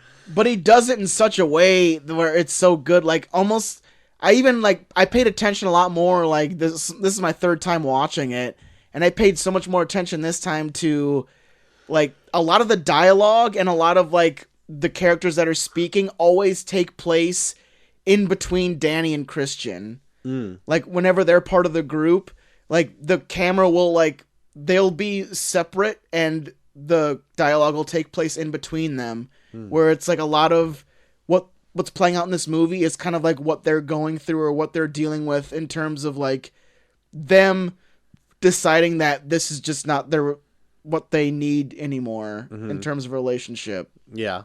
And I love that aspect of it, because like watching it, like the first time I watched this, so much of it is like, especially with the whole thing of like, well, this commune does everything together, where it's almost kind of like a way of like totally pulling back all their inhibitions to do it, for them to truly do what they want to do, instead of like holding back because they're scared of what their lives will be like without this relationship in their lives. Very good. Very, very well said. Well, thank you. You're welcome. Like, especially, like, Danny's super fucked because that's all she has left is him. Right. So it's like the commune for her, the commune like points is like a whole thing of like showing that she's way more special than having to depend on him. And then on his side, like it shows that he's not the great guy that he thinks he is. Right. Because the whole time he's like, well, I got to stay in this because she needs me. Yeah. But meanwhile, all he does is bitch about her and like talk about how like he'd be better off without her. Yeah. To where like he cheats on her. And then after that is when he's drugged up to the point where like he can't speak anymore. So then it all rests on her on whether or not she wants to kill him. Yeah. AKA end the relationship. Yeah. And he has no say because he's already fucked it up. Yeah. I wanted to talk about that too, because I don't think he would have done that if he wasn't drugged. You know what I mean? But I don't know though. Because like when he drinks or asks what that drink was while they're doing the maypole dance. Yeah, it says it releases all your inhibitions and your defenses. So it's always... do they say that, or do they say this makes it so you can be very it's a very influential drink or something like that? I think it said like it like from what I gathered from what he said, it was like it takes down your defenses and your inhibitions. So it's like it's something that he always wanted to do, but he decided not to do. Yeah. I want to see if I can... my phone will die. I was going to see if I can pull up the actual dialogue from it. Yeah. But anyway, what I took it as is like he'd be easily coerced into doing something because he's not necessarily drunk. He's like drugged as well. Yeah. And he's like fucking tripping balls when he's sitting there at the table. Yeah. Like, I don't know what to do. And so I took it as like he was coerced into doing this, not really completely under his free will. Yeah. And it just happened like to be almost forcefully put in this situation. Because I personally think that like if he didn't take that, he would have never have done any of that stuff. Yeah. If he didn't like drink that drink, he wouldn't go and bang that pube planting redhead. But I think in a way I agree with you, but I think the main idea of this commune was like it forces you to drop your defenses, and like it makes you not hold back. Like I think like that was always in the back of his mind, that he always wanted to go somewhere else in terms of relationship. Right. And this was them like giving him something where it was like she wasn't like his relationship wasn't a factor, and now he's doing what he wanted to do. Right. Plus, and I also, because like this commune is like as one, because oh my goodness, because Pele kind of has a thing for Danny. Yeah. Like you almost kind of get the idea that these people go outside of their commune to find a mate. Yeah. Because so the one guy that comes with like that young couple, right. I definitely paid attention this time, where like when he tells the story about how he met them, like it starts out with him being like, oh yes, well I met her and we were gonna go on a date, and she's like, not a date, we were just friends. Yeah, we were just friends. We were just gonna hang out. And he's like, well, we went on this date, and then she met him, and then they became engaged. Yeah, he's like, well, we didn't go on a date, and yeah, we are engaged or whatever. And then you find out that like the guy died first because like, oh, he went to the station without you. Right. And then later you hear her screaming, where it was like, so he had my guess is like he had the dude killed. Well, he wasn't killed. He was hung up in a fucking chicken house with his lungs out. Yeah. But so he had him disposed first so he could try and swoon the other chick to be his mate. Right. And it didn't work. Didn't work. Because you can definitely tell that Pele is definitely trying to seduce Danny throughout. Right. Where it's like, I'm choosing you to be my mate. Yeah. So I also think that the commune wants that for him as well. Yeah. And so they would also try to push Christian into questionable things in order to separate Danny and them. Yeah. And that's why they're also trying to push him into whatever the redhead girl's name is, into like her like Ilsa or whatever, open legs and arms. surrounded by a bunch of naked women. Yeah, friggin' handful of tits. They're just throwing their tits around in that. It's an odd scene. Yeah. Don't you wish you had like your significant other's mom holding her face and singing while you were banging her for the first time? Nah.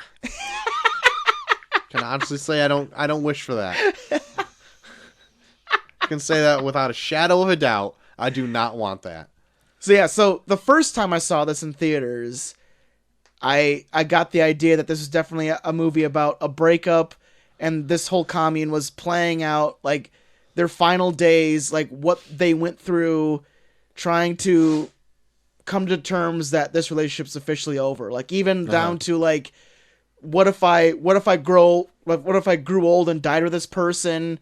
What was it like when we first got together? Because they show the couple that jumps off the cliff and dies together. They show the couple that's like, they're like this young couple that just got together, but yet they're engaged. Yeah. Like so many of these things play out around them, where it's like, it's them going through these thoughts in their head about like, should I stay with him? Should I not stay with him? Like, what was it like when we first got together? What's changed since then? Mm-hmm.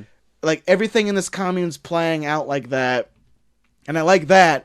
But the second time I saw it, I was like, oh no, this is a cult that's gaslighting Danny into joining them. Yeah. 100%. One of my big questions when this got done, I was like, why did Danny like smile at the end? Like because she seemed distraught, and I get why she was distraught through the whole movie. Like she just suffered nothing but loss.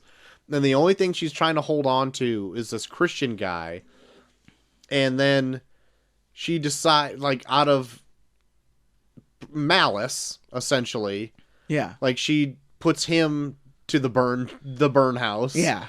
And she, like, is surrounded by these screaming commune people. Mm-hmm. like mimicking the screams of the other two dudes that are in there, more or less. And she's like kind of looking at it with like a blank stare and then just smiles at the end. Yeah. But I'm like, why on earth, I guess, would she stay? Like, I get it, like this one place where she's accepted and she's like now like their queen. Yeah. But like I guess it's a too big of like a leap in logic, I guess, for me, that she would want to be a part of this. Yeah, like I took it as like this, like Christian was like her last tie to the world outside of this commune. So now she now has something, like staying with this commune. She now has nothing else that ties her outside of this commune. Now she has like the family that she's been looking for. Right. Yeah, and I get that. It just seemed like a bit of a leap to me. Yeah, maybe. But like I said before, like this entire movie, like I the reason I love it so much is that like you can literally take this movie as two different things. Like the first time I saw it, I saw it as like a total allegory to like the end of a relationship, and then the second time I saw it was watching a woman being systematically broken down to where she is gaslit to the point that she is now a member of this cult. And where it was like, even down to where I'm pretty sure Pele killed her family. Oh, really? Yeah. Okay. Where like, so see, that makes more sense to me. where she never heard from her sister directly. It was always through emails. Uh-huh. And their deaths are done in a very awkward way. Yeah. Where they don't need to really be in the room. And Pele also tells a story. Pele like distinctly tells the story that how he loves smelling car exhaust. Oh yeah. But no, he tells a story about how his family died in a fire at the end. Yeah. There was a fire at the end. Yeah. So I mean, his family probably like sacrificed themselves, but he said that when he lost his family, that's when he became fully enveloped in the cult. Mm-hmm. And since he was the person that was part of their group, his state of mind was like, well, if I kill her entire family, then she'd be more willing to be part of the group because she would have no ties outside of that. Mm. And then Christian being the one thing that brings her there is like, that would be the thing to get her there. And then once she's there, then you get rid of Christian. Yeah. Because like so much of this throughout is like, there's like that scene at the party where like he talks about like how I can't wait for you guys to come, but he's just staring directly at her the whole time. Right.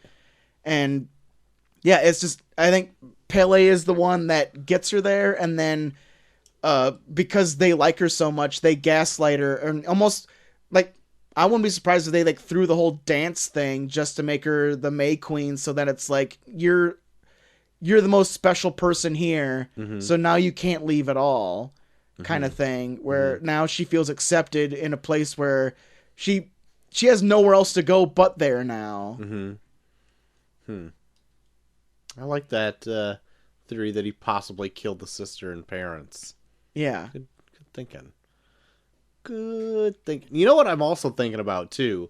So, like, growing up in this commune, you gotta be weird, right? Like, not seeing, like, how the outside world works, and you think all these other customs are fine. Yeah. You do, like, dancing around doing laundry, or chopping wood, or just spinning around doing something in the background of whatever else is going on. Like, how do they pick the people to go out into the real world to like, recruit others to come in? I don't know. You seem like you're odder than the rest of us. I mean, you don't even want to do a weird dance or murder people. Why don't you go out into the real world and try to, like, bring people in? That's like, how do you level out to that effect if you have no real ties to... even if his story is, like, you take it as true, right? Yeah. Like, his parents died and he found this commune. Yeah. Maybe that's true. But I also like your theories. Like, no, his parents probably died in that, house fire barn thing at the end of one of these. Like, either they sacrificed themselves or they were chosen to be part of that that whole thing. Right, so you can assume he was born in the commune then, Yeah. making him a weirdo. Yeah. How are you going to blend in the real world, bud? Yeah. Well, Don't think so.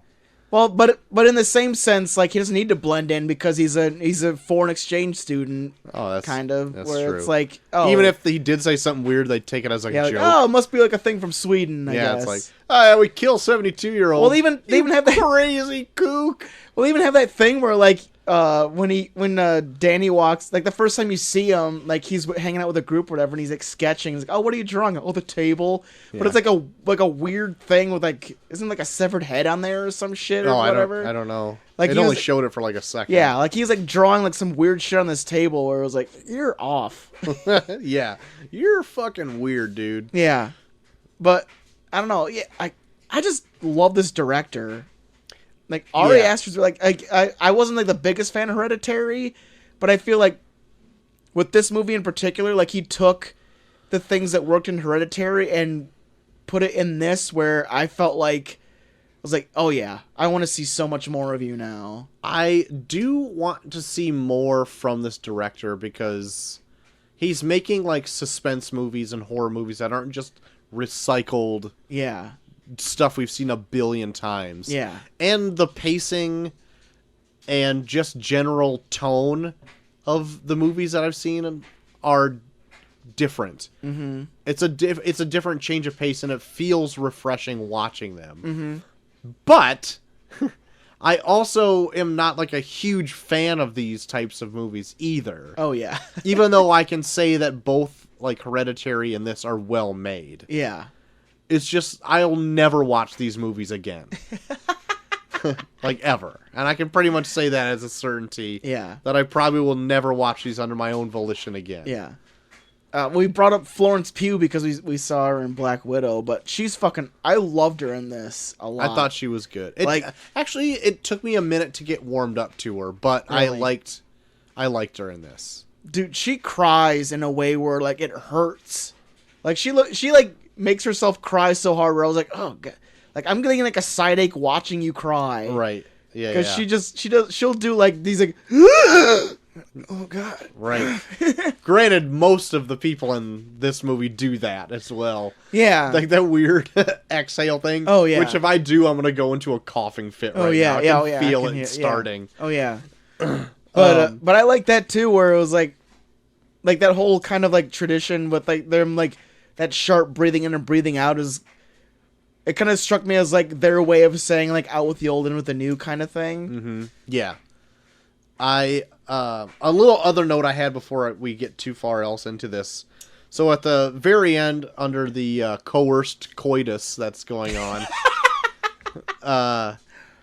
Christian ends up going there in a robe and getting disrobed by one of the women in there. And Or the guy with the weird veil over his face. oh yeah, curtain face. Curtain face. Anyway, he ends up doing this deed, right? Yeah. Even to the point where a woman is like thrusting his buttocks. Oh yeah, throwing his ass into her. Yeah. Oh my god. Yeah, Like, no. oh my god. I love that they just get to a point where it's like, okay, nut already, and they're just like pushing his ass into her. Yeah.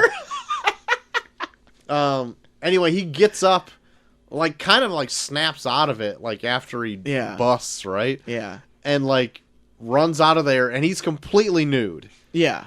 That was like his choice as the actor to do that. Yeah. Oh really?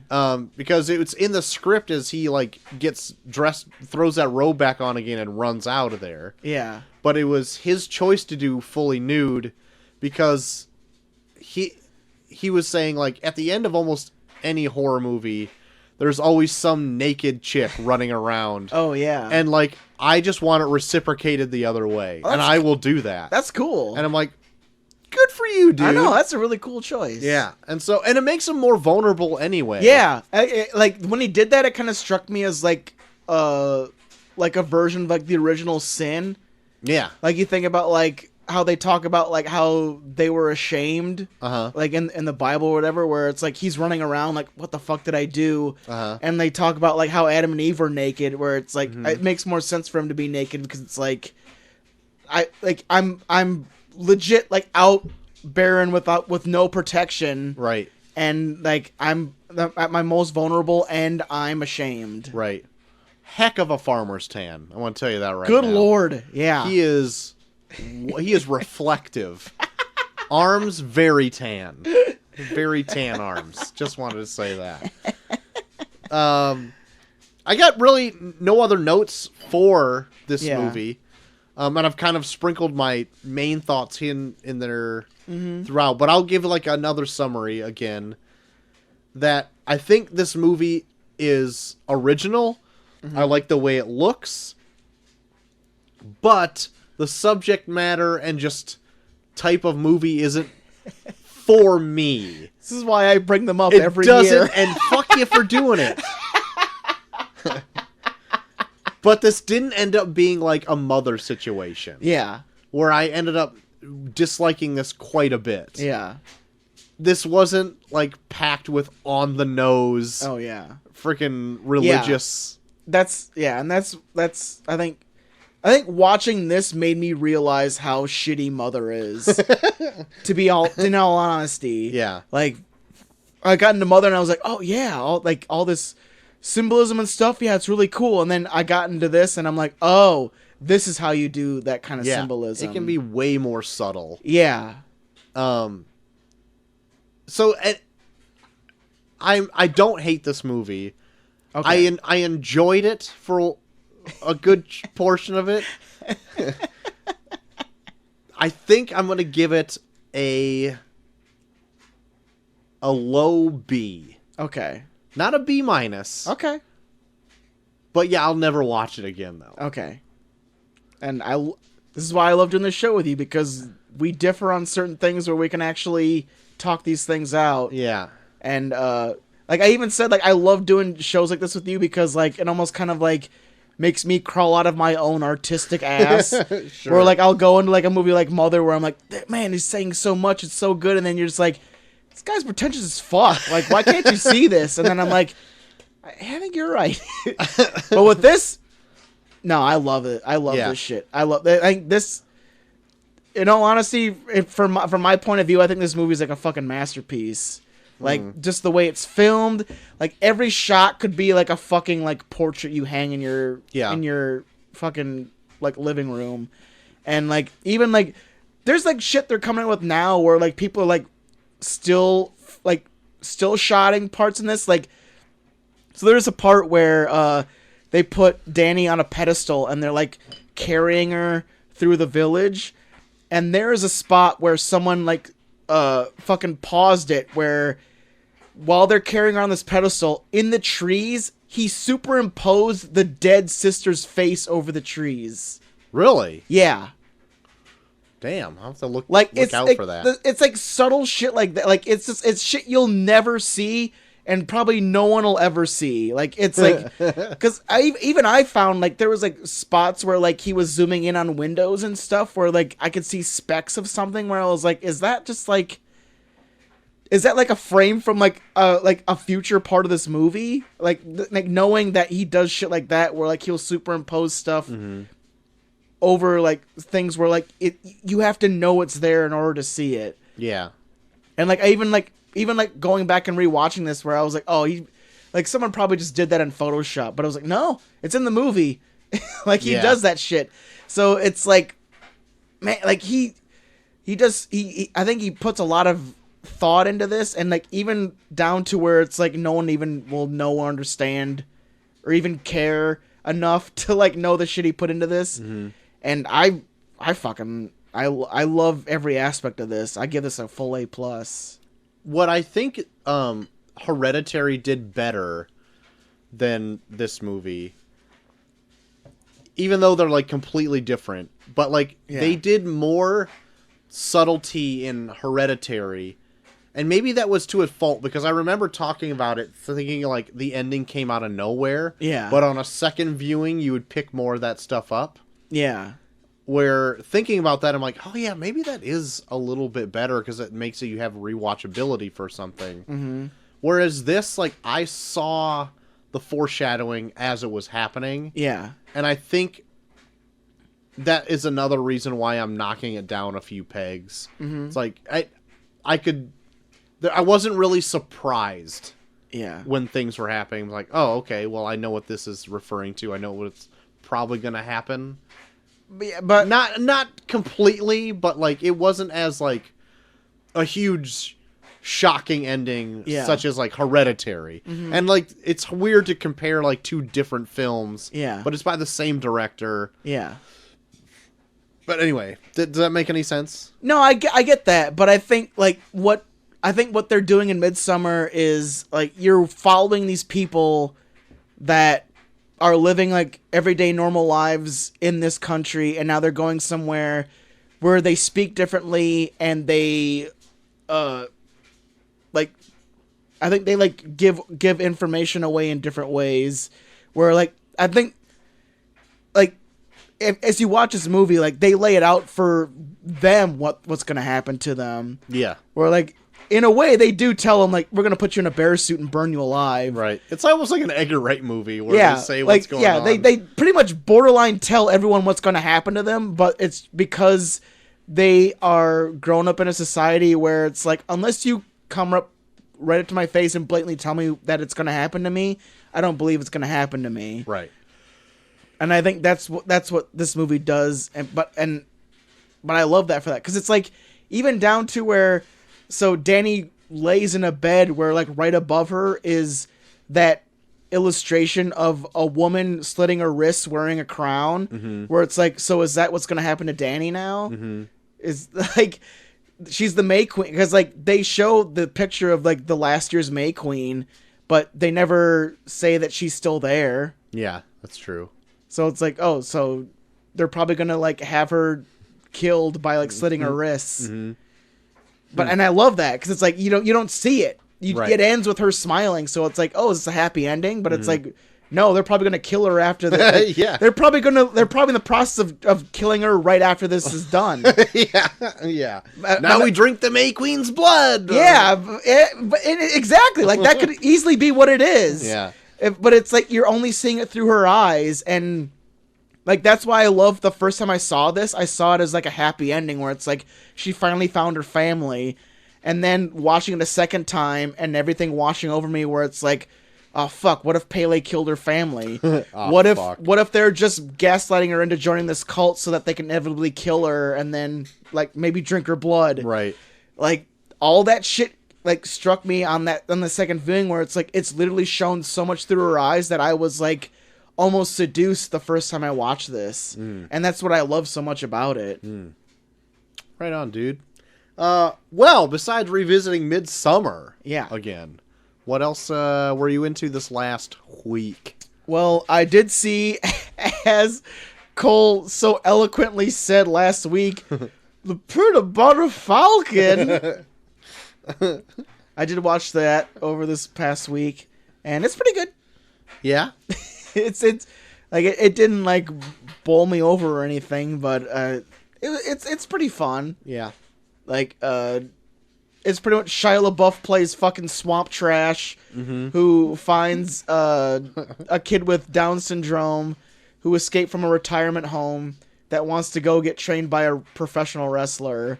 So he takes him to his house because the school's closed down to train him. Great.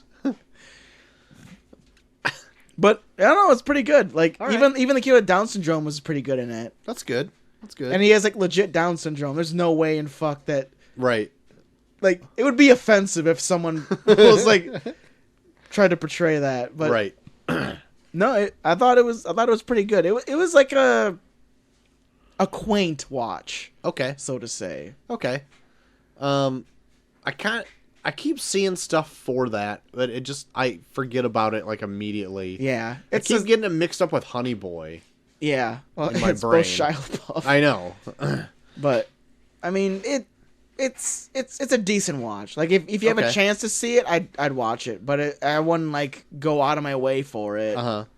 Okay. Right on.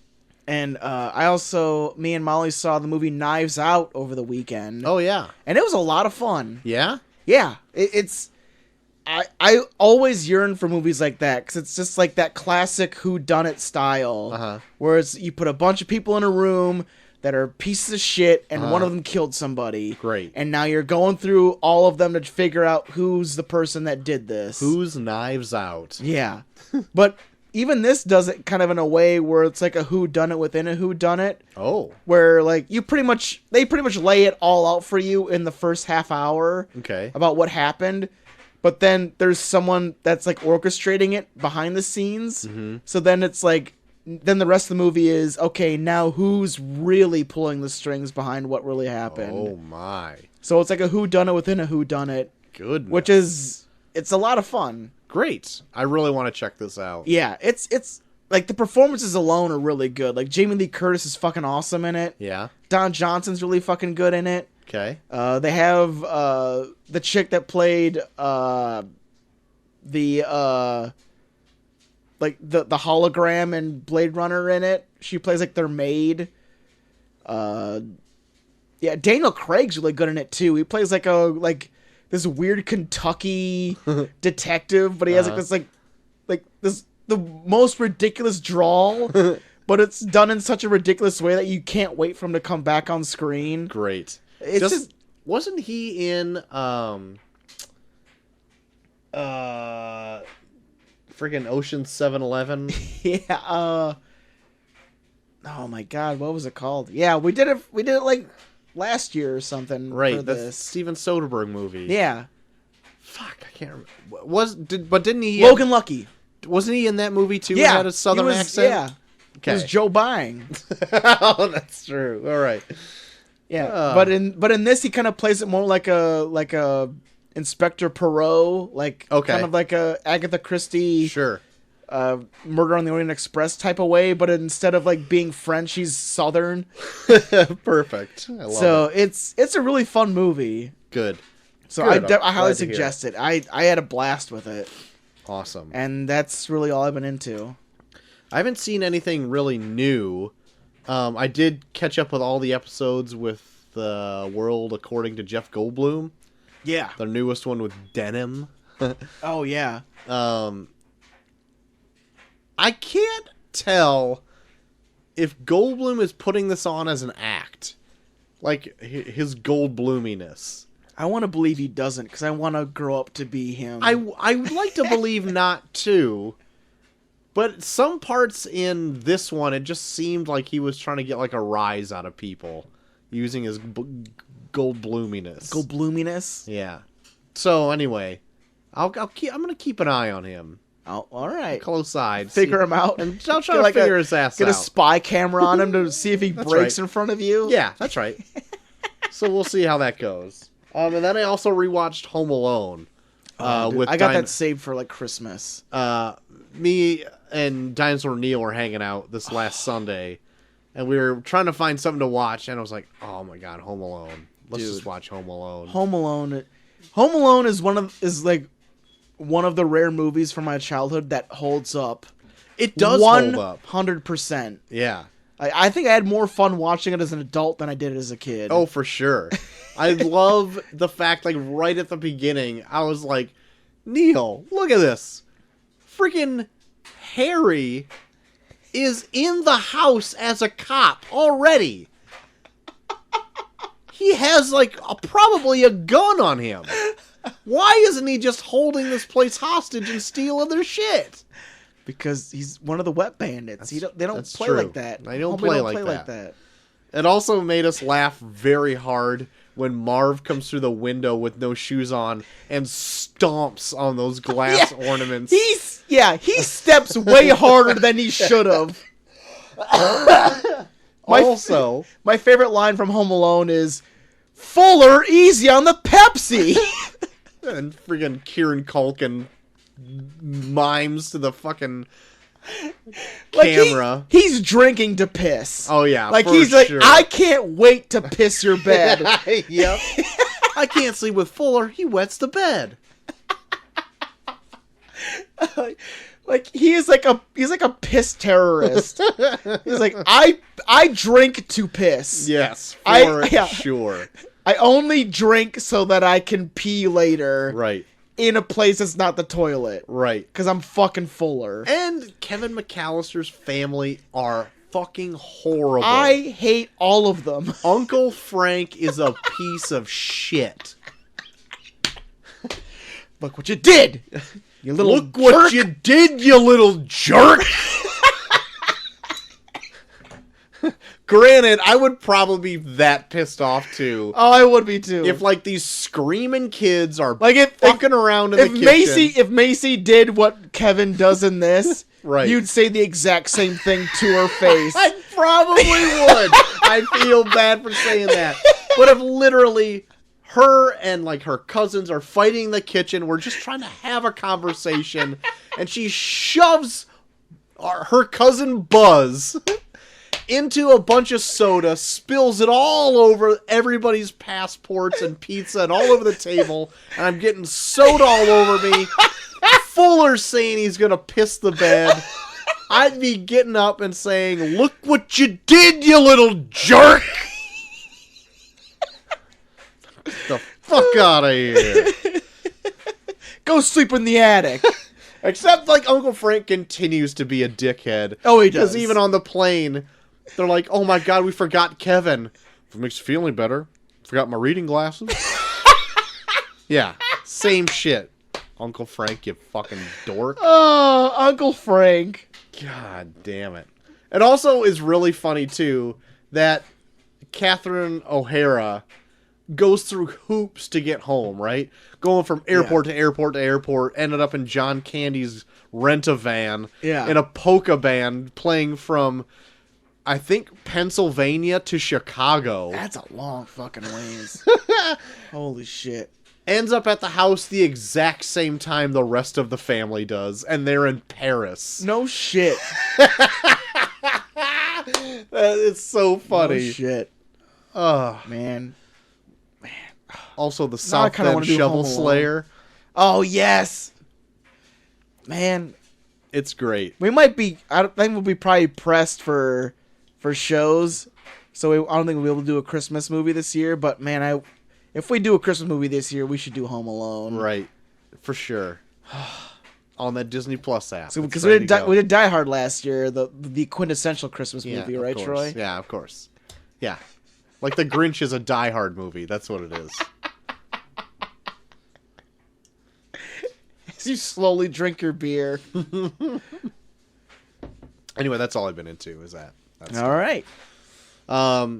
So, JT. Yes. If people want to just reminisce Home Alone or even Midsommar with you, where can they do so? So similar films. Find me at Bucky Forever on Twitter, Bucky Forever on Instagram, and Bucky Forever on Snapchat. Troy. You can find me at George the Max on Twitter. You can find both me and JT on Review Pod on Twitter as well. While there, vote for the tourney of random movies this week. What do we got? Hey, we got Tenacious D and the Pick of Destiny versus Indiana Jones and the Raiders of the Lost Ark. Very good. All of our new episodes are uploaded onto a multitude of other programs. We got reviewpod.podbean.com. Yes. That's our hosting site that is most graciously hosting probably close to 300 episodes of our show. Oh, yeah. Oh, yeah. Oh, yeah.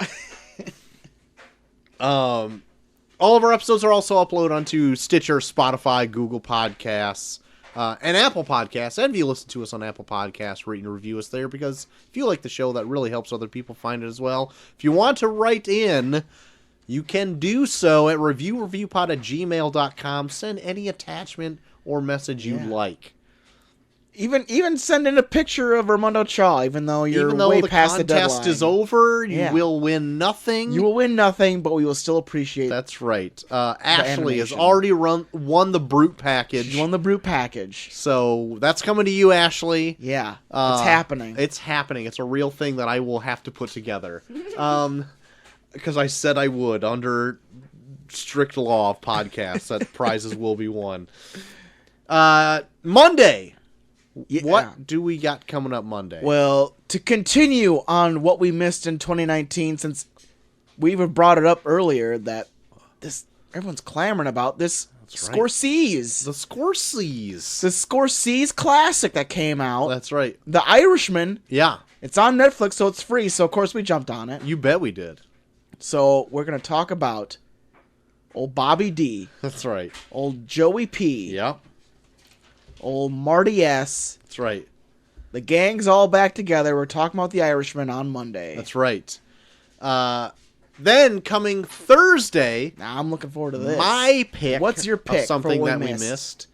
A bit of a new. Well, of course, it's a new movie from this year. From this year. It was between two. Okay. That I really wanted to check out, and I ended up going with Ad Astra. Okay. The Brad Pitt's Tommy Lee Jones space movie. Okay. Will that be out by? I think it's available to rent already. Okay. I thought it was already on me Amazon to rent. If it's not available to rent, I will have a backup ready to go right now. Fair enough. So look it up, JT. Look it up. Looking it up. Clap, clap. T-Max looking it up. Look it up, JT. Look it up. Clap, clap. Search, you bastard. Search, you bastard. I feel like I should be filling time here. It's available to buy. Only? Now. Buy only right now. On Amazon? On Amazon. Let me see. I have like a website that tells you when DVDs are released. And usually when the DVD is released is when... the rental happens? The rental happens. Fuck. Probably the day after we do the fucking show. It probably is. God damn it. Let me see. Here we go. New DVD releases. Oh, we have January up. God damn it. Ad Astra is available. When the fuck are you available? March of 2020.